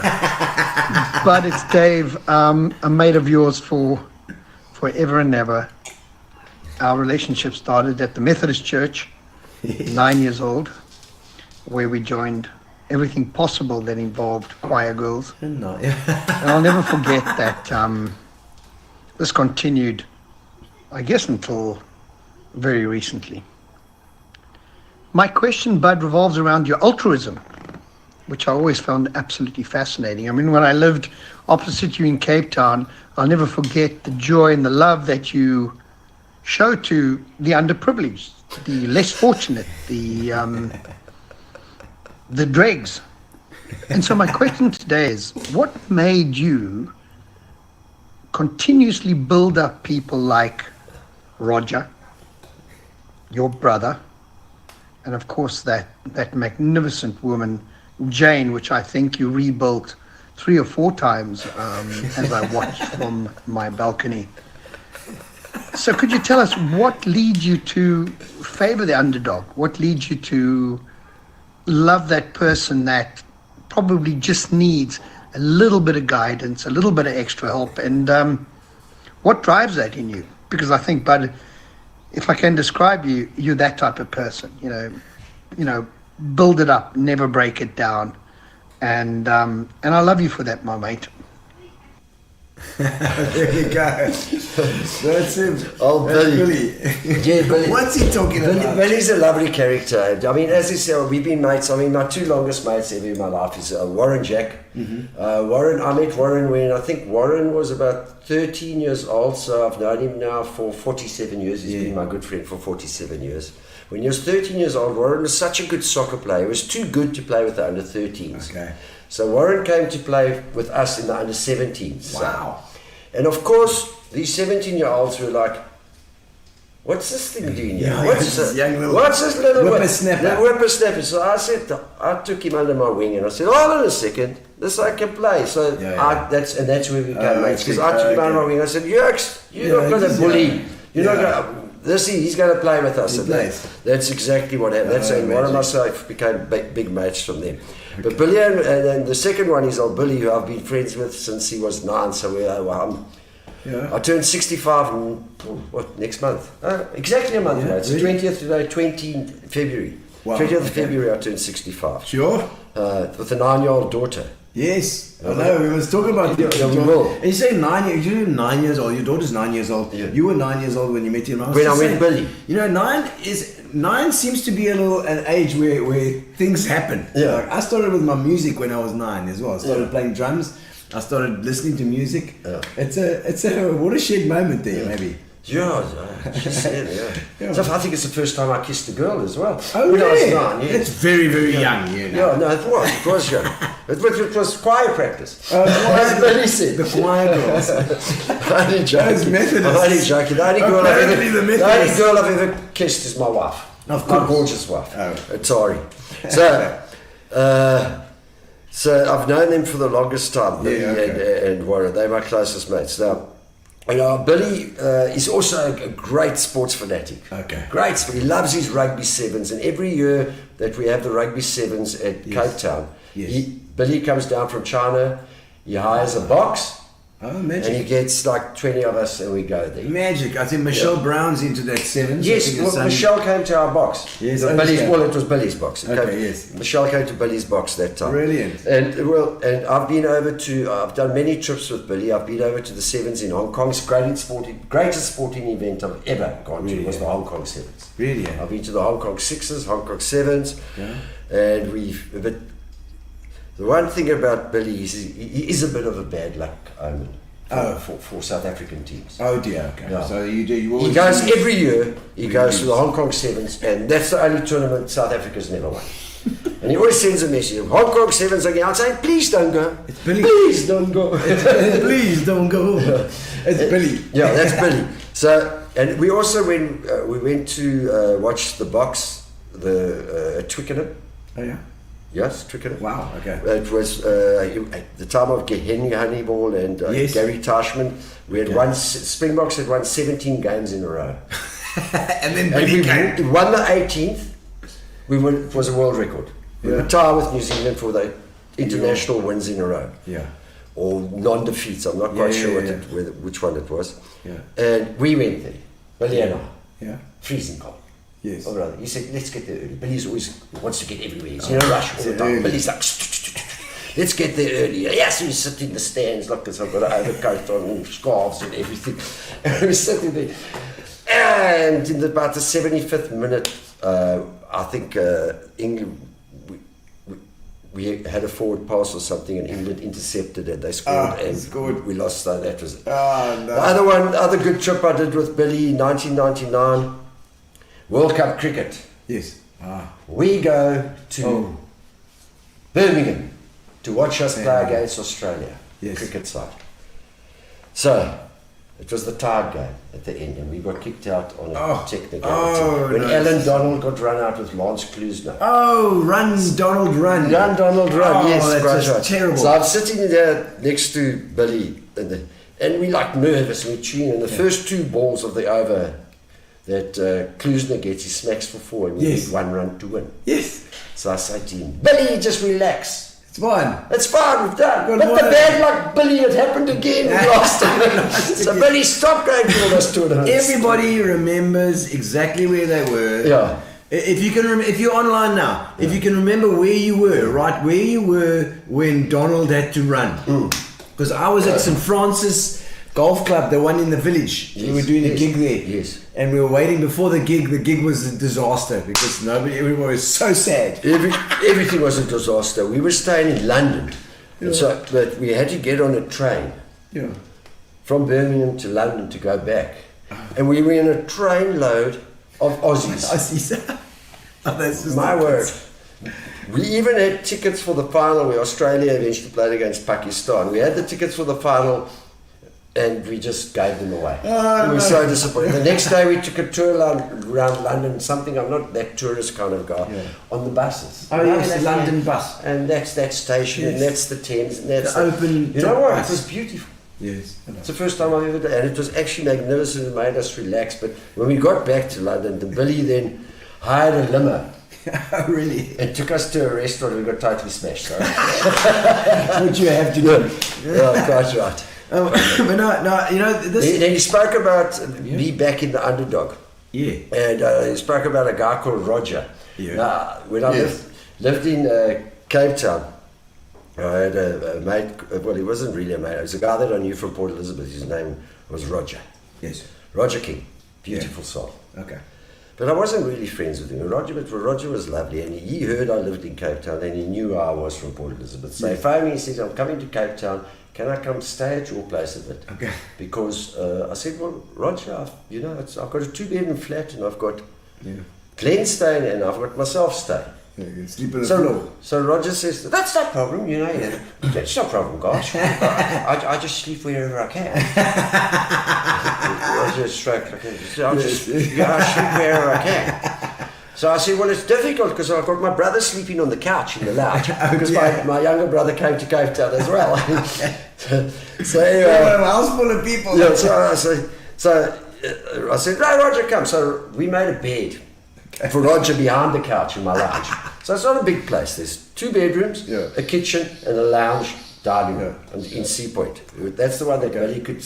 He was across the road. He could straight into my bedroom. Billy was an early riser, and I was like, I just got home from Charlie Parker's at 3 in the morning. And I was working for the music industry there, and I only started work at 9. And like 8 o'clock in the morning, something. I got home from Charlie Parker's nightclub, and my phone's ringing.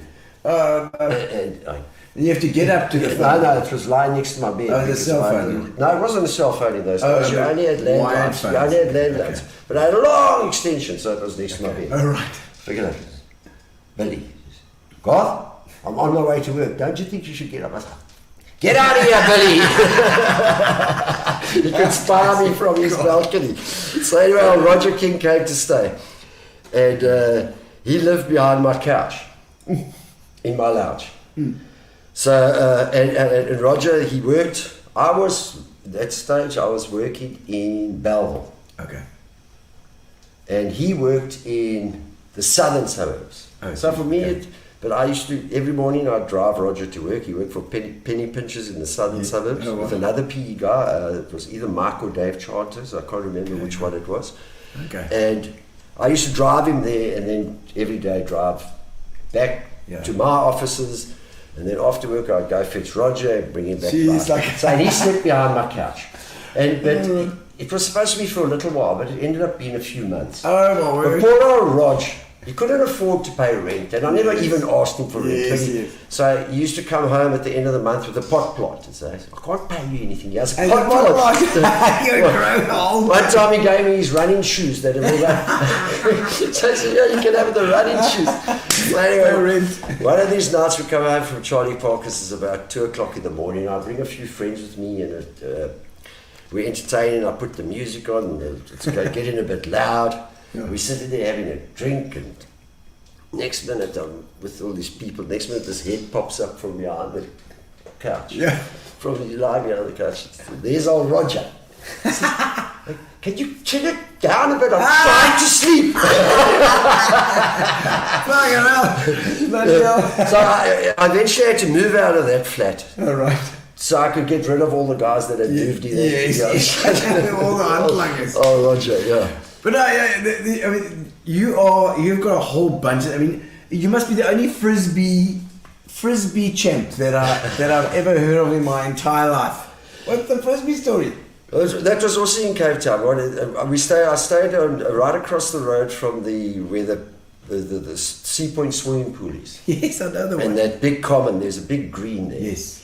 And we used to play frisbee every Sunday. There was a game and just used to throw frisbee to one another. And then what happened is in America, it became a sport. Okay. So there's you have 7 aside and there's a field. Yeah. So you throw the frisbee to your teammate, he catches it, he's allowed 2 steps with the frisbee and he's got to throw it to the other teammate. So it's like a mixture between netball, hockey and soccer. Okay. And you score a goal like American football when you catch it in the in-goal area. Oh, right. Okay. So that's a touchdown. Yeah, it's a touchdown. Yeah. Okay.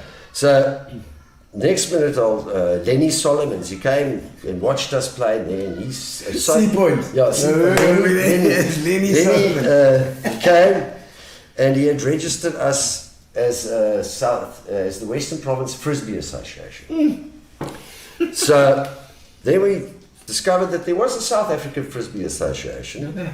So I got my colours. I got a tracksuit. Yes, yes. Western Province Frisbee. Western Province Frisbee, baby. Yeah. And it was a great. I've never been fitter in my life. Yeah. Because I was at that stage, I was still playing cricket and soccer. And Sunday we used to play a bit of frisbee. And we went on a tour. We played against Transvaal Frisbee. Yeah. And then from Transvaal we went to Natal. We played a game against Natal in frisbee. So that was my frisbee career. I love it. I mean, you said you keep fit now as well. I mean, you're looking fit. Yeah, I am do fit. you run or do you? No, I don't do much. I Really? just eat well and drink well. Are you like vegetarian or No, something? not at all. I'm a huge carnivore. Is it? Yeah, So, but you eat a good balance. Yeah, What's yeah, your secret? Because you're looking good, man. I don't eat gluten.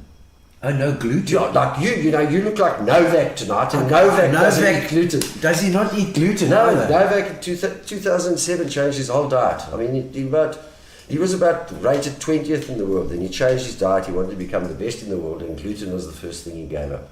So, but I got very sick at one stage. Okay.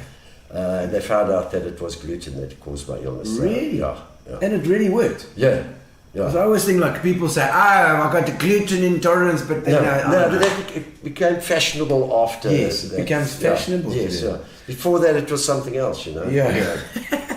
So gluten and you know that's because you really looking fit. I was actually speaking to my wife the other day, and I said I've got to do a lot more exercise because I need to get a bit fitter than what I am. But you know what? We've got a trampoline. Yeah. On Tuesday, that wind came up. Yes. Remember? Oh, it was a hot day like today. Hectic. And I got home from work about 4 o'clock in the afternoon, and the trampoline was in the pool. Got blown in. But what I want to do is I stretch. I try and stretch most days, but I don't always get to it. But what I want to do is just go jump up and down on the trampoline about 1,000 times a day. It does nothing. Yeah. It's not hard work, but it keeps every muscle working and exercise. But I must actually It's a do good more thing. job. So get it out of the pool. Let's see, Elmarie's talking about your only have vaccinated people on the show. Anti-vaxxers. Yeah. You know, we won't even go there. No, not at all. We're not even going to go there because it's going to be a whole mudslinging match in the absolutely. comments. Let's have a look at some of the comments. As I always said to my wife, everything's about timing. Yeah. And that's not Yeah, timing. it's not the That's timing's not timing. probably The right for timing's now. right, sure. Fani Tehran says, how's about China's all the way from China? Fani, he's got a restaurant in China. He worked with me in Joburg, and then he went and it's called Waffle Jacks, American Diner, and he did very well in London. Fani running an American Diner. Yeah. Great guy, and then he went to China and he opened up. Okay, well, is he opened up in Place? No, also Waffle Jacks. Waffle Jacks, because you think Samantha Rousseau. Samantha Rousseau, there's shirts haven't changed. Old friend that we used to jawl in Joburg. Oh, Kathy Marsh. Hello, Kathy. She's a regular on the show as well. Jorg Rodriguez. Georgie. Oh, is it Georgie? Porter. Is it Portuguese? Ah, lovely. Just Georgie's a bowler. Oh, is it? Not that type of bowler. It's that type of bowler. Oh, bowler. So in other words, he's a drinker. Yeah, that's it. That's it. Call them white ants. George. No, look, I've just done a wedding. I just came back from a wedding on the weekend in Klerksdorp with a whole bunch of porters. Yeah. So it was a Musa porter wedding there. Ooh. Then Dean Butter saying love. Yeah. Your outfit. She likes your outfit, and you're quite the fashion. You were a model, eh? Yeah, well, I was like a schmodel, he described it as. No, well, you know, my wife was the real model. My wife did very well with her modelling career. She owned a modelling company in Johannesburg, and she did some modelling in Germany and Spain, and that's wow. But I was what you call a character model. Yes, and what is that? So if they want someone that looks like they've been hit on the nose by Kali Klutzer, they'd pick someone like me because, you know, I was going to get the operation done, but Marion Roberts couldn't do the scaffolding and what have you. So yes. But I did do quite a few TV ads. Okay. Modelling and. Which TV ads did you do? I did. I tell you, I did a great one. It was for Kentucky Fried Chicken. Yeah. They came out with their chicken burger. Oh, right. Yes, they're rounder. They're rounder. Kentucky And so, rounder. so it was like a 3-day shoot. Oh. And what I had to do was like on the TV ad, you know, the dance and things like that. So they pick a dancer slash model. Yeah, so we did that, and then I did one for Castle Light. I also did Castle itself. Yeah, but the one that went all over South Africa, it was massive billboards all over South Africa, was for Benson and Hedges cigarettes. Yes, was it Fires that was talking about the Benson and Keith? Casey, Casey, tell us yes, about your yes. Benson and Hedges ad. Yeah, we did that. Jeez, that was all over. I mean, I think that thing was shot in about 1992. Yeah. And when I went to London, I took a whole group of guys to London when I was in the flooring industry with Van Dyke carpets, and there was a guy called Leon Dirksen. Yeah. That came with us. So we took all our retailers as suppliers. We took them to London, and this Leon Dirksen, beautiful man from the Free State. I don't think he'd ever left Bloemfontein before. He arrived in London in the middle of January with 2 t-shirts kind of scenario. And he was about 3 times myself. He played prop for Free State. Yeah, those are the guys. Yeah, so anyway, he got there and he was bitterly cold, so I gave him my overcoat, you know. I was slightly out, I weighed about 10 kilos more than I do now. Yeah. But still, the thing only fitted into, So we got to London and we now sitting down in the restaurant, and he's never been anywhere in his life. He's like this. Speaking delicious English.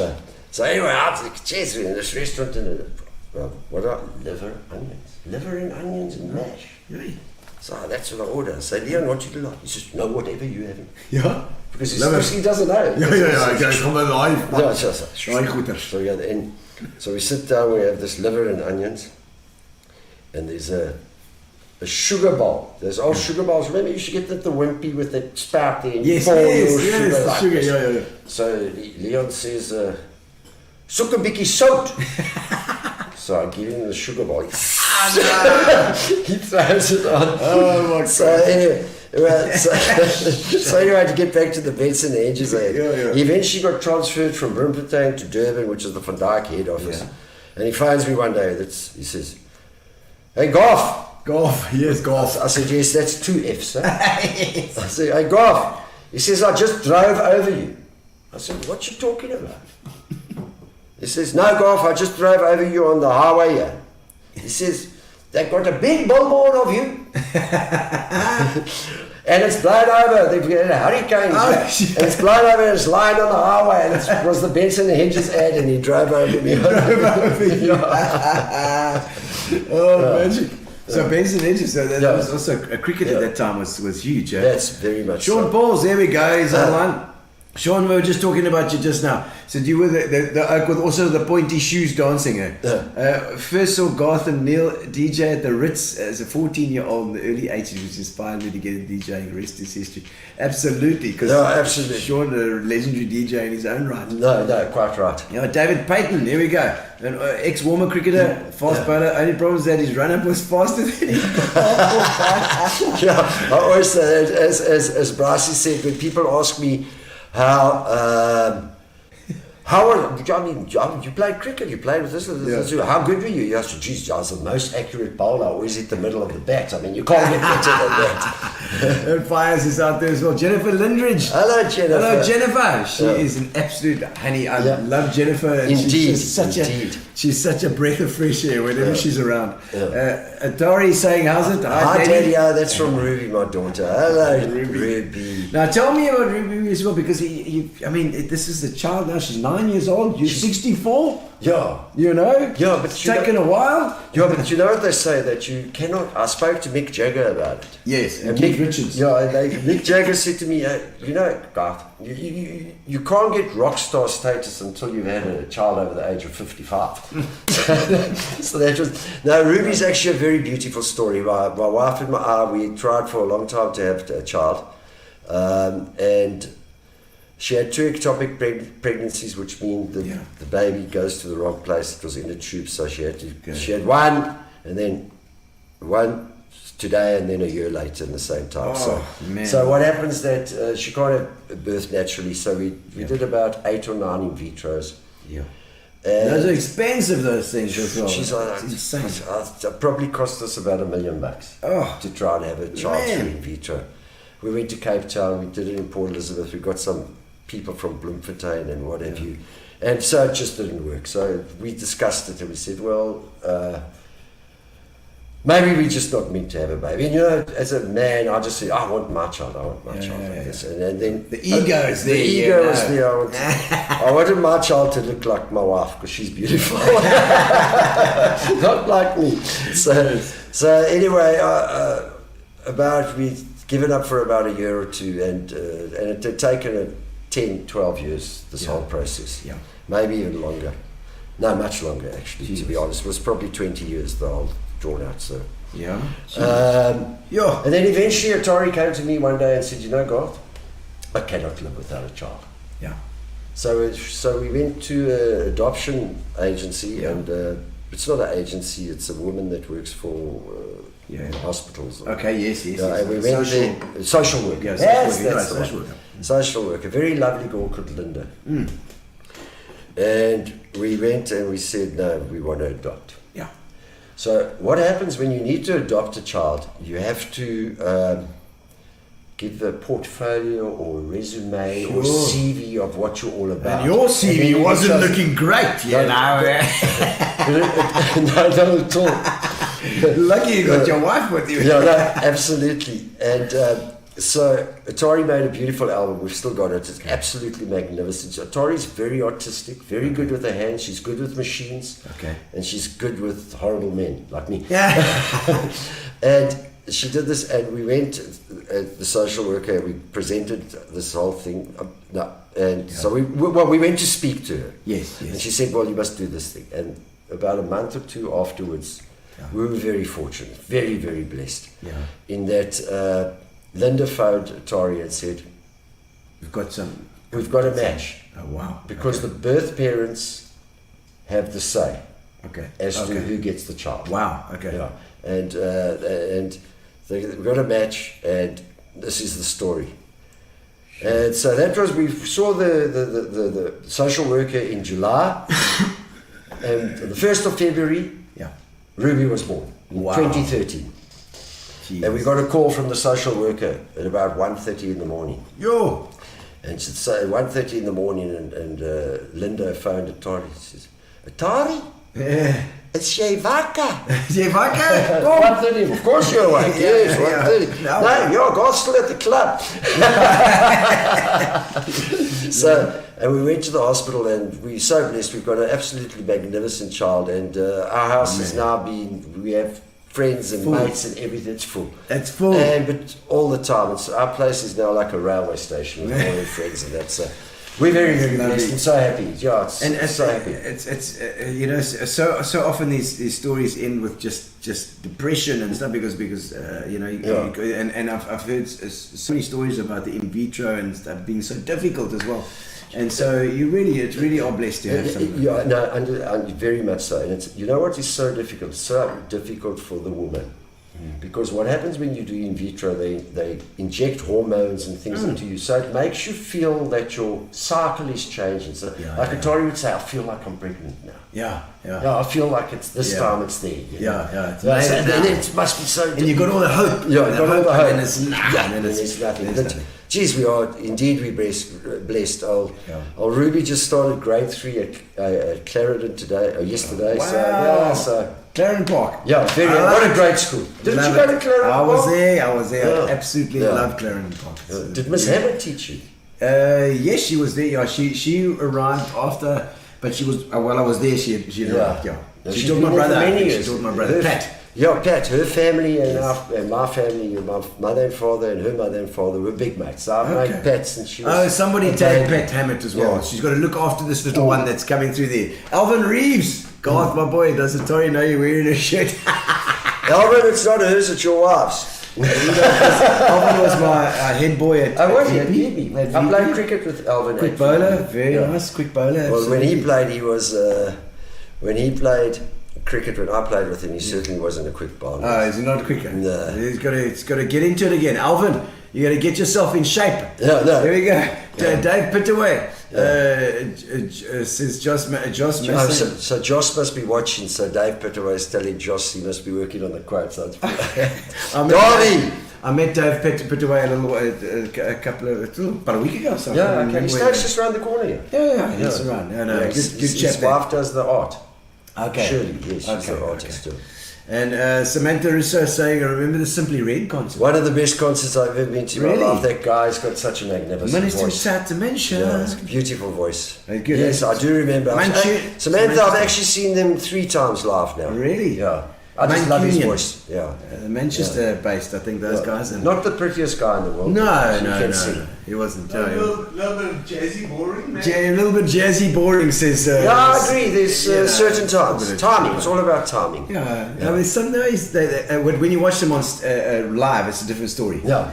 Their Live is always different. The albums are... But live, wow, you watch that band and then they are cooking. No, I've been to a lot of live concerts, so yeah. Angelita's watching from Auckland. Yes! Hello, Ange! Is Auckland anywhere near the explosion? I don't think that In New Zealand? Yeah. Or something happened? Did No, something it happen? was Tonga, I think, or... Or was it Tonga? Was it Tonga? that Not was Papua New huge. Guinea. No.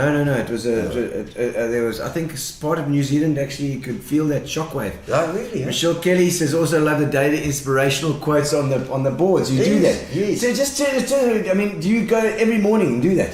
Well, no, I don't write it, but that all started with my wife as well when the Websters Flooring opened it in the late 90s, and Tori's decided, she's very artistic, Tori, and she decided that we should have this blackboard and write something on it. And it was, so when she started, I was writing on the blackboard. I was then general manager for Human Golf Club. Jeez, I've done a lot of things. Yes, like as well. Human Golf Manager. I was general manager for Human Golf Club, and she started writing on the board. And one of her favourites was buy one carpet, get one flea. Because fleas hide in carpets. And we had a lovely Chinese lady come there and say, "What for flea?" That's a true story. So, but it's just grown from there on in, and it's a daily task that I've got to look at. I mean, tomorrow morning I've got to actually wake up, if I don't think of it tonight, and check the newspaper, start thinking. It's a bit like being a copywriter. I always, maybe I should have been a copywriter at some stage. So you've got to have something fresh and interesting. And thank you very much. And we do get a lot of feedback from all those. Yeah, they're loving it. They're loving it. Absolutely. Yeah. And I see, Gary wants to know your favourite live concert. A very good friend of mine, Mike Tellinger. Yes. Mike Tellinger is a good musician. Yeah. There was a band. Guitar. The band in the 80s was Sterling and Tellinger. Okay. Now, Sterling and Tellinger was probably one of the first boy bands in South Africa. Oh, really? They released about 5 albums, and Michael's also done about 6 solo albums. He's in Joburg. He now stays up in Waterval, Boven, or something like that. Somebody tag him. Yeah, Michael's into the Ubuntu movement. One town, he wants people to live in Ubuntu, and he discovered all the runes. Yeah. Like the Zimbabwe runes in Zimbabwe. Yeah. He's discovered this in America, in the Eastern Transvaal on the mountains, where you got these perfect circles and everything's 10 meters apart. And geez, it's magnificent. That's what he's based his life on. He used to be a pharmacist, but bit of a hippie. Yeah, but he's not so much a hippie, just a person of the earth. Yeah, but he's travelled the world now and giving talks about all this and the resonance and the sounds that rocks make and healing properties of gold and crystals and stuff. So anyway, Deep Purple, Uriah Heep. Oh yeah. Come to Johannesburg, and I'm like, Deep Purple, Uriah Heep. I had that in the 70s. I was a big fan, and Michael was as well, and so Michael was a musician. I tell you what, I took my wife with there. We weren't married at the time. Yeah. What a concert! Uriah Heep. Well, Deep Purple from a technical and a musicianship point of view, Deep Purple were much. Well, they were tighter, but they were playing with Steve Morse. At that time, I think Steve Morse from Yes, Steve Morse band was playing. Ian with Gillan it. was still singing. Yeah, it wasn't Richie Blackmore, but it was. Yeah. It was Steve Morse was Yes. playing guitar, and Yeah. he is a phenomenal guitar player. Unbelievable, Yeah. unbelievable, and that concert was just, to me, was magnificent. Yeah. And we sang along, Michael and I, to every song. every song. Uriah Heep and Michael can sing, I can't sing. Yeah. So we were hoarse for about 2 days after, and what a concert! What a concert! It was just absolutely magnificent. But I've seen a lot. I've seen Via Con Dios, Shack Attack, so all sorts of odds and ends. You know, I've got a Shack small, Attack. yeah, Shack Attack. No wonder he likes Simply Red. If he likes Shack Attack. Shack Attack was one of the artists on our record label. So I can't listen to a no, lot me of Shack neither. Attack. I can't listen to it anymore. He likes Earth, Wind and Fire. No, I can't listen to Earth, Wind and Fire anymore. No, I like Earth, Wind and Fire, No, so- but Shack Attack is something else. Boogie Wonderland. Wonderland. I see Keith Garth Clark at a comment up there. So a quick squiz there. He says, Garth and Tori took my boys to the beach in New Year's while we stayed at the Whites in La Roche Drive right through. Our boys were in love for months with the Tori. What a night. Oh, my word. Jesus, Tori, what did you do that night? Yeah, you know. They were in love because she's so beautiful, obviously. No. Yes, that was a hell of a night. I remember that night very well, Casey. Oh, my word. Real men don't drink pink drinks. Real men don't wear pink shirts either. Yeah, no. Only real men can drink pink drinks and wear pink shirts. Exactly. Yeah. Exactly. Well, I haven't got a pink drink. Oh, Cheers, Glenn. No, you're talking about getting horse, but tell us about horses, because racehorse. Racehorse. Yeah, no, that's a nice story. so anyway, we've got a few mates up in Johannesburg, and one of them, Liam Kundle, is getting married to Tracy, and the wedding's in Greece. Okay. In Now, Irish. Tracy's father was CEO of a minerals and sort of company that in London. Okay. It used to, all these minerals, I forget the other word now. Yeah. They used to transport these minerals in the freighters owned by a Greek shipping magnate. Gemstones or No, it's minerals and iron ore and all that sort of thing. Okay, You okay. move stuff from all over the Platinum, world and gold. and you transport in freighters and this. So what happened when Tracy heard this guy's daughter got married, our friend, to Liam? Yeah. The guy that owned all these Greek freighters was a guy called Banyagis. Banyadis. Banyagis. Yeah, that's something good. like Very that. good Greek. And he owned a yacht of about 54 meters. Okay, and So he was sickling for a bit of cash. Certainly, he owned half an island, Zakynthos in Greece. like Bjorn Borg. So he was a bit like Onassis, basically. Yeah, so He was a bit- Aristotle he was a bit of and Onassis. So we go over to Greece, we fly over to Greece, there's 6 couples, we're going on this yacht, 12 of us on the yacht, we each got our own cabin, and we've got, on the yacht are 2 speedboats. Living on their cranes, life. On cranes. Holy A moly. helipad, or a staff of 7. Yes, Garth organising this stuff. So anyway, the bridegroom, Liam Kundle, his father wrote, I think it was John Kundle, he wrote The Villages. Oh, I don't wow. know if you remember Yes, that. yeah, So absolutely. Liam was also in the 70s so TV. He's an actor as well, Liam himself. And he did the Cobra Taps advert. I don't know if you remember the bunch. Jeez, it was in the 80s. 90s. It's like ringing a vague bell somewhere. The other one was Neil Summerstrand, who's a director in the movie industry. Neil, he's still doing that. And so we all fly over to Greece. And they get married on the yacht. And they take the 2 speedboats down and they put awnings over the cranes, and that's where you get married. But Yagis now, as a ship's captain, is entitled, authorized to marry them. And I remember Payagis when he came on there, and it's like he was a bit of a lecherous old Greek. It's a bit touchy-feely. He fell in love with my wife, you know. Although my wife and I weren't married at the time. So Payagis came out, and we got this awning, and the bridal couple are standing, and Payagis came out, and he slipped on a bit of a wet spot in the Oh dear. on the yacht. laid underneath the brownie, looking like this. So anyway, we're there, and I was speaking about my family history as we got to know each other very well too. We spent 2 weeks on the sea, sailing around Greece. And and I gave a bit of my background that I was from a horse family. Like my mother's father, my grandfather was a racehorse trainer, Herman Brown, in Durban, and then my uncle, my mom's sister, Herman Brown's also, and my cousin now, Herman Brown, he now trains in Dubai, I think, still. I haven't spoken to him for a while. On my father's side, my grandfather was a bookkeeper. A bookmaker, sorry, not a bookkeeper, a bookmaker for taking bets. Bookie. So but I wasn't a big fan of gambling because my dad was also a professional gambler. And he used to work on the side. Professional gambling was his thing. And you know, it's dangerous. Yeah, so as a professional gambler, 1 week you have caviar, the next week you have baked beans. So I just thought it's tough, eh? No, absolutely. So I just thought that that wasn't for me. So anyway, we're speaking about this on this yacht in Greece. And it was 1994, the time of the World Cup in Italy, I think. I think Italy might have won the soccer. Yeah, we won the soccer that year. You know, they won the soccer that year, of course. And we were speaking, and so Neil said, no, his father had racing colours and that. When we get back to South Africa, let's buy a horse, a racehorse.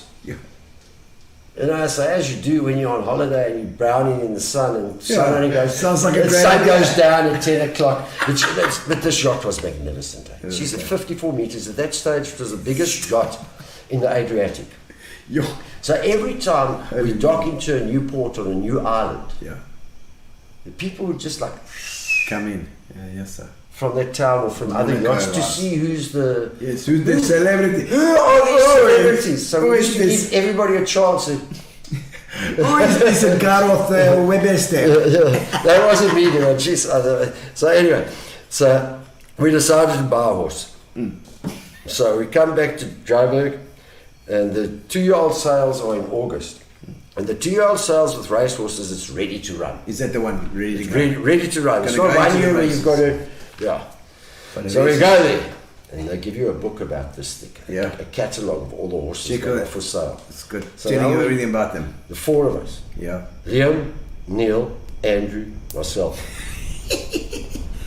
You're the guy by horse. We've just been on the yacht. So anyway, we go there and we start looking at these horses. Lot number 1 to lot number 272. So they auction each horse. We go over and look at it. I really don't know what we're looking for. So anyway, we saw this horse. It was like sprat. It was jumping like it's on hot coals. You know, it was dancing like a hot coals. It had 2 grooms holding it, and there was another groom sitting on his back, and it was like, So they give you a history. I still remember. It was lot number 54, and they give you a history of the sire and the dam, and it was Del Sartre. Del Sartre was the father, and Art Nouveau was the... Art Nouveau. was the... So we decided, we want to buy this horse. Yes, of course. It looks lekker. This one looks lekker. It looks nice. So we sat and we chatted, and then we go inside, and it's the auction, and our budget's 15,000. We got 15,000 rand in 1994, quite a lot of money. It's a lot of money then. So we go in there. It's Neil, Garth, Liam, Andrew, I forgot his name. Eric Summerstrand, Neil's brother. He knows a bit about horses. So he was actually your go-to guy. So he knows a bit about horses. So we got a budget of 15,000. 13,000, 14,000. We go. 15,000. The auctioneer goes, going. And somebody says, 16,000 rand. And we thought, these guys next to me go, it's a shame we've lost out, there's nothing. Now we've lost our horse. So I tap Neil here because he's sticking his hand. Let's go 17,000. Right. So Neil goes, 17,000. Going, gone. 17 grand. 17 grand. So Liam next to me says, who bought it? So I said, no, we did. I said, we bought this horse. So anyway, after the auction, more. For 2 grand more. It was a lot of money in those days. So after the auction, what you've got to do We didn't know. We had to go pay for the horse. So we go pay our money for the horse. We found the extra $2,000 somewhere. Everyone getting this stuff. I found $2,000. Yeah, we got $17,000 for the horse. Because it's 4 times 4, so each year you're going to put in another 500. 250 rand. Yeah. Your maths wasn't a big subject. 4 times 4 is 16. 70. No, it's got 60. So anyway, so here we go. Now we bought this horse. Now we paid for it. So the auctioneer says, "Well, who are you sending this horse to?" Yeah. We're like, "Oh yeah. What are we going to do now? We can't take it home now. So we can't take this horse home. We've got to find." So I say, "What do you mean?" So no, which trader you see them? Oh no, we haven't thought that far. But I don't want to be ignorant. So I just turned the guys around and I say, "What are you going to do?" So old Neil Sundstrom, he says, "Oh, there's Ormond Ferraris. He's the best trainer in South Africa. I'm going to go speak to him." So I come up and go with him. So Neil says, "Mr. Ferraris," he says, "we've just bought this horse called Secret Brother. Yeah. Will you come have a look at it for us?" Yeah. So Ormond Ferraris says, "Yes, certainly, my boy." Comes there. Now this horse is a prime, beautiful. Looking nice, eh? Beautiful. And Mr. Ferraris goes there. Ormond, he stands there and looks at this horse. Walks up and down. Feels its behind, feels its neck, feels its forequarters. Taps. I mean, my father knew everything about horse. My father, we went to many Durban Julys, but I wasn't interested. Yeah. So, I mean, I used to organise marquees at the Durban July for when I was living in Joburg for all the people. So, all people. Another job. Yeah, no, well, that was just entertainment. So massive. We used to have 200 people in my marquee. It was wonderful. But anyway, so now he feels it and gets to the source. Checking the horse. Checks it, he feels Teeth. Everything. Yeah. Lifts the gums. I said, "Geez, I don't think that horse has brushed its teeth." So I turned around to Neil and I said, "Geez, it looks like we've bought an absolute dud." You know, the way he's looking at it. There's no smile, no approval, nothing, anything like this. And I said, so he says, "Geez, you know," he says, "Ormond Ferraris, he says, I watched this horse's half-sister win a race in Durban yesterday. Oh. You can send it to my stables." Oh, really? Yeah. So he was in. So he was in. Sent the horse to the stables.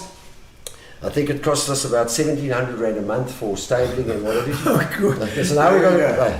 You pay it again. Anyway, this horse turned out to be an absolute champion. Wow. It won 6 races in its 18-month racing career. No, It was it became the favourite for the RGN, or the OK Gold Bowl as it was known in those days, and it ran against London News, which is probably the greatest horse ever to come out of South Africa. Okay. London News won in Hong Kong. Wow. It ran fourth to London News in the Cape Derby in Cape Town, so it raced in Cape Town, it raced in Durban, it raced in Johannesburg. We won 6 races. We each made quite a bit. We each made probably about 150 grand over the. Whoa! So it was So it was just an absolute fluke. 4,250 rand investment. Yeah, there we go. So it was wonderful. And you see, so riding on a boat and then getting drunk and then deciding to buy a horse is not a bad thing. We had fun. Jeez, we had fun with that horse. You go watch it race and to see your horse winning. I mean, the adrenaline rush. It's like jumping out of an aeroplane. I jumped out of an aeroplane as well. Yes, tell me about that too. Sure. Do that too. The adrenaline rush is just absolutely magnificent watching your horse win a race. Yeah, imagine. I mean, you put everything into this. You got money in there. Unfortunately, it ran second in the OK Gold Bowl. Okay. It was the favourite. Oh, wow. It should have won it. Get boxed in or something. No, what do they do? Those jockeys. So anyway, they got 300 metres to go. Yes. And Secret Brother hits the front, and it's all over now. There's nothing going to catch Secret Brother. And the jockey changed the whip in front of the horse's eyes. The horse ducked away, loses 3 lengths. Mosiah runs past. Our guy gets back. The finishing line's here. Mosiah wins by that much. The next stride over the finish line, our horse. Bugger! I would have won 850,000 rand on that day. Yes! Like that. I feel like I bought the horse myself now. Yeah, I've got all the videos, I've got all the photos as well of the 6 wins. But 6 wins is unusual because I know people that own 20 horses and they've never won a race. I never won. Over 20. Yeah. Oh, that's phenomenal. That is so cool. That is really so cool. Now, Jumping out of an aeroplane. Yeah. Tell me about Jeez, that. that's I mean, obviously, you 1993. adventure maniac. Sure. Well, extreme sports. Living on the edge, as they say. Frisbee. leading into. So, a good friend of mine, Vinka, bless her soul, she passed away recently. She was also in the movie industry. Her father was a movie director as well in Johannesburg. And she was a skydiver. Oh, wow. So Billy, my China from China, and myself, we decide, and we're going to go jump out of an aeroplane now with Vinka. So we drive up from Johannesburg to Wonderboom. And as we get into the airfield in Wonderboom, on the radio comes Tom Petty's song. Free Learning to fly, free falling. Free falling comes on. And what they do there, they give you a course for about 4 or 5 hours.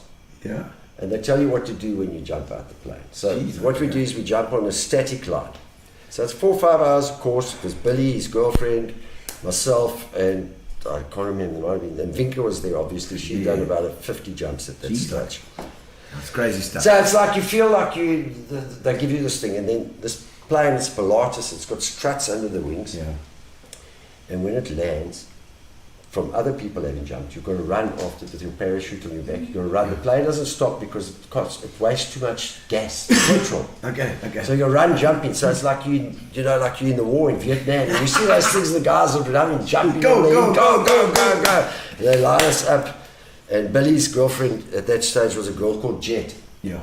Her nickname was Jet. Okay. And you kneel. Strange that. Yeah, you kneel. Strange being up in the aeroplane. And you kneel like this on the floor and you go forward, and it's Jet, Billy, and myself. And as the first person jumps, you kneel, go for it. And as I looked out the window. Yeah. And there goes Jet flying in the air past me. Front and side, I think I was about 28 years old. I can't remember how old I was then. And I just thought to myself, I've had a good life. If this is the end, that's the end. I've had a good life. Yeah. So anyway, you jump from 10,000 feet, and what they do is you have the parachute and you've got toggles. Yeah.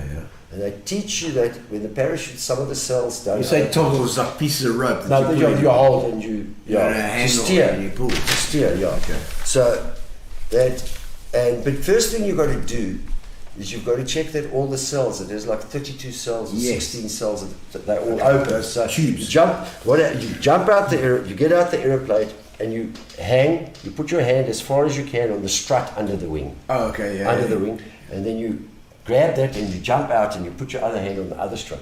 And you hang like this, and then you count 1,000, 2,000, 3,000, 4,000, 5,000. Yeah. They cut the line and off you go. Like this, and I check up and I check it's a bit twisted, the lines are twisted, so they teach crap, you. They teach you kick your legs like this, like a swing. You swing the other way. So you actually untangle yourself. You untangle yourself, and then you pull the toggles to open those flaps that are like this. No. And you look up and now everything's okay. So now I've been traveling in the air felt like, I don't know how long, probably about 10 seconds that it took me to do all this. And then you look down. Okay. My word. All you see is like when you go land at an airport, you look out the window where you land, you see swimming pools and houses. And all I see is swimming pools and houses. Yeah. And I couldn't see the airfield where you're supposed to. Eventually I spot the airfield. Okay. So you've got to maneuver yourself to the airfield. But when you stand against a building, you look down from 20 stories up, you can judge the distance. Yeah. When you're in mid-air with nothing else but just you and air between you, you can't judge. No. So I landed outside the airfield in a horse paddock. Outside the airfield. Oh, my soul. And then I had to walk about 2 kilometers back to the airfield. So I always say I did 2 Ks. Yeah, I did. That's a big miss. I did a triathlon. I did a 10,000 foot jump, a 50 meter horse ride, and a 2K walk. Well, that's crazy. Yeah, and then I stopped. After the third jump, I broke my wrist. Oh, jeez. I was trying to get too clever as a rookie. Oh, and right. so I broke, and then I stopped doing skydiving. Okay, so no more skydiving. wild skydiving no, stuff. Absolutely. And I mean, there's the Great Wall of China. Did you go and crawl up that or something as well?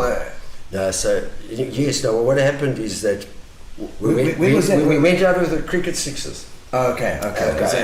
So we went to the Great Wall of China. So I know all these freaking wild adventure stories. Where did they come from?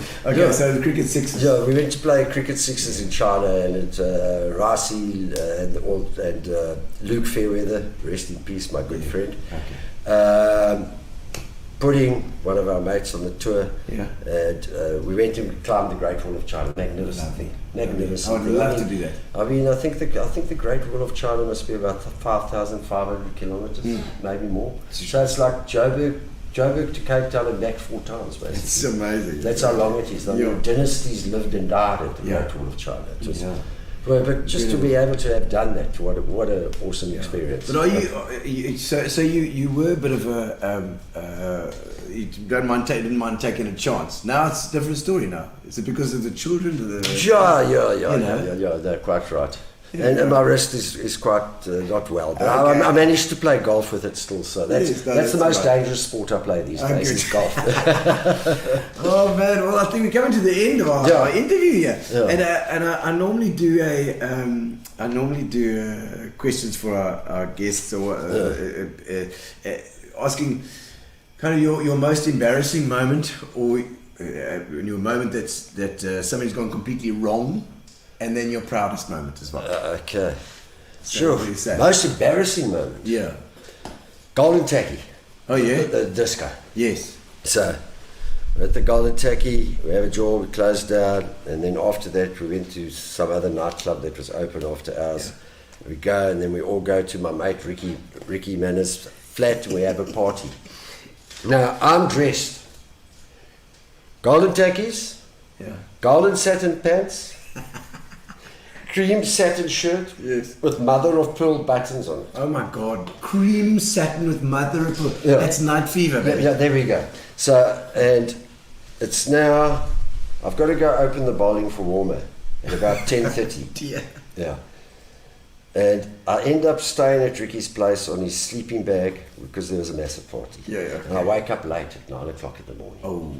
So I've got to rush up Cape Road to go to my house. Get all my rights. kit. Yes. Have a bit of brekkie if I can. Yes. Get to the In cricket. my rush, it's now 9 o'clock on a Saturday morning in Cape Road. Yeah. Where Cape Road meets Conningham, that's traffic lights. Yes, that's right there at the Medicross. And I'm dressed like this. Okay. In this night fever fever gear. Gold. Yeah, gold. Gold, Yes, baby. yeah. Gold! And in my rush, I drive into the back of somebody. Oh, no.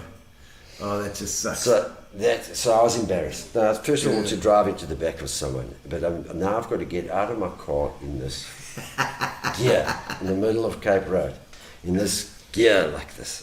Jeez, so that's embarrassing. Yes. If anybody's going to do it, then you're going to put it off. So I'm hesitating to get out. Yeah. So it was a combi that I drove into. Oh dear.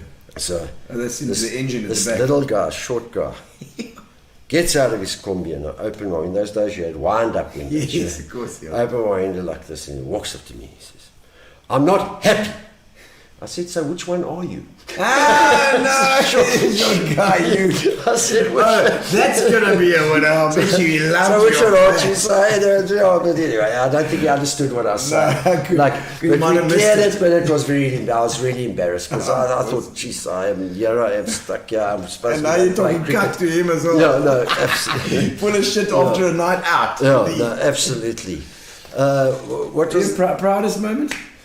Sure. Proudest moment, I think Ruby, my daughter. Yeah. Yeah, that's the proudest moment. Ruby makes me proud every day. Oh, look, they always say their children, you know, Gary. They always do that. I think that's the proudest moment. Also winning that soccer tournament in Cape Town. Yes. I was lucky enough to win 5 Premier Leagues in cricket at Cape Town. One in Cape Town, a couple in Port Elizabeth, and a couple in Johannesburg. Cricket and soccer. We've got a bit of a theme going because we've got Gavin Cowley coming on as well on Tuesday next week as well. Also a grey boy. Yeah. What Garth has not done, a fossil of our time, says Duncan here. Thank you. Robbie Dockrell says, great show, guys, watching from Vancouver Island, Canada. Garth, don't know why you lacked energy on Saturday. Great memories. Lorraine wants your shirt. Hey, Jockey, and all the best to Lorraine. I hope she's recovering. I remember Rob Dockrell from Pop Shop days. I was at Pop Shop. Yes. And a fantastic show. Thank you, Sean Pauls. Yes. Indeed. And Malcolm Barnes is saying, shot Tiger. There's your Tiger. Yeah, that was my first nickname. Your nickname, yes. Natural performer. Yeah. There we go. Gary Gillingham. No. Saying A number 3. That's also a nickname. Is it? What do you... That was from Apple Manor. Oh, okay. Yes, so my mate Apple Manor is a Barbara's late husband. Late husband, yes. He was a very smooth guy. Okay, operator. He was like a suave. Okay, yes. Not pretty. In a James Bond kind of way. Yeah, no, he looked like James Bond. Like Higgins. James Bond's enemy.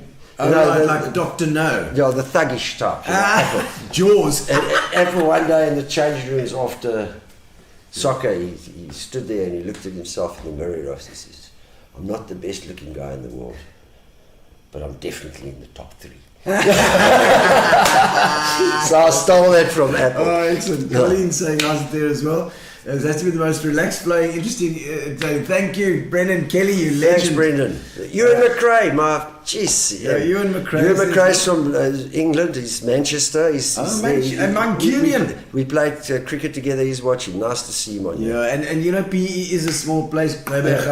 It's a place where everybody, you're connected to everybody. It's true. Like cheers, everybody knows your name. Mooi man, Garth my booty. The fossil of notes is Mike Penny. Yeah. There we go. Yeah. But thank you so much for coming on tonight. It's a pleasure. It's been fun. Yeah, I don't normally get people to listen to me. No.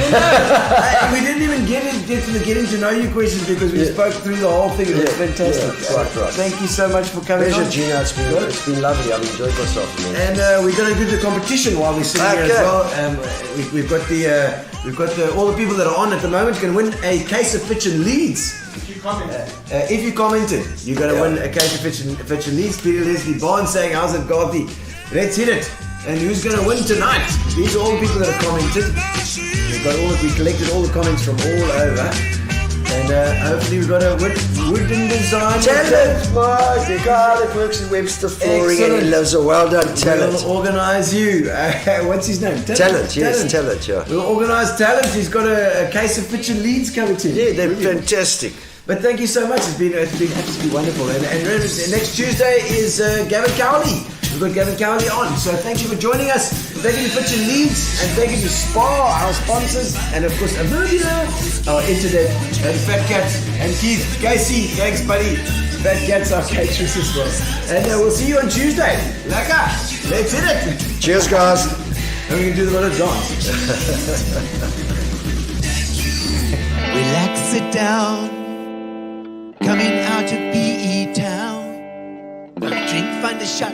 Never mind your liver. Get to Gino Spot. Gino Spot. Get to Gino Spot. Gino Spot. Have a laugh, have a giggle, and exercise your middle. Have a Gino shot.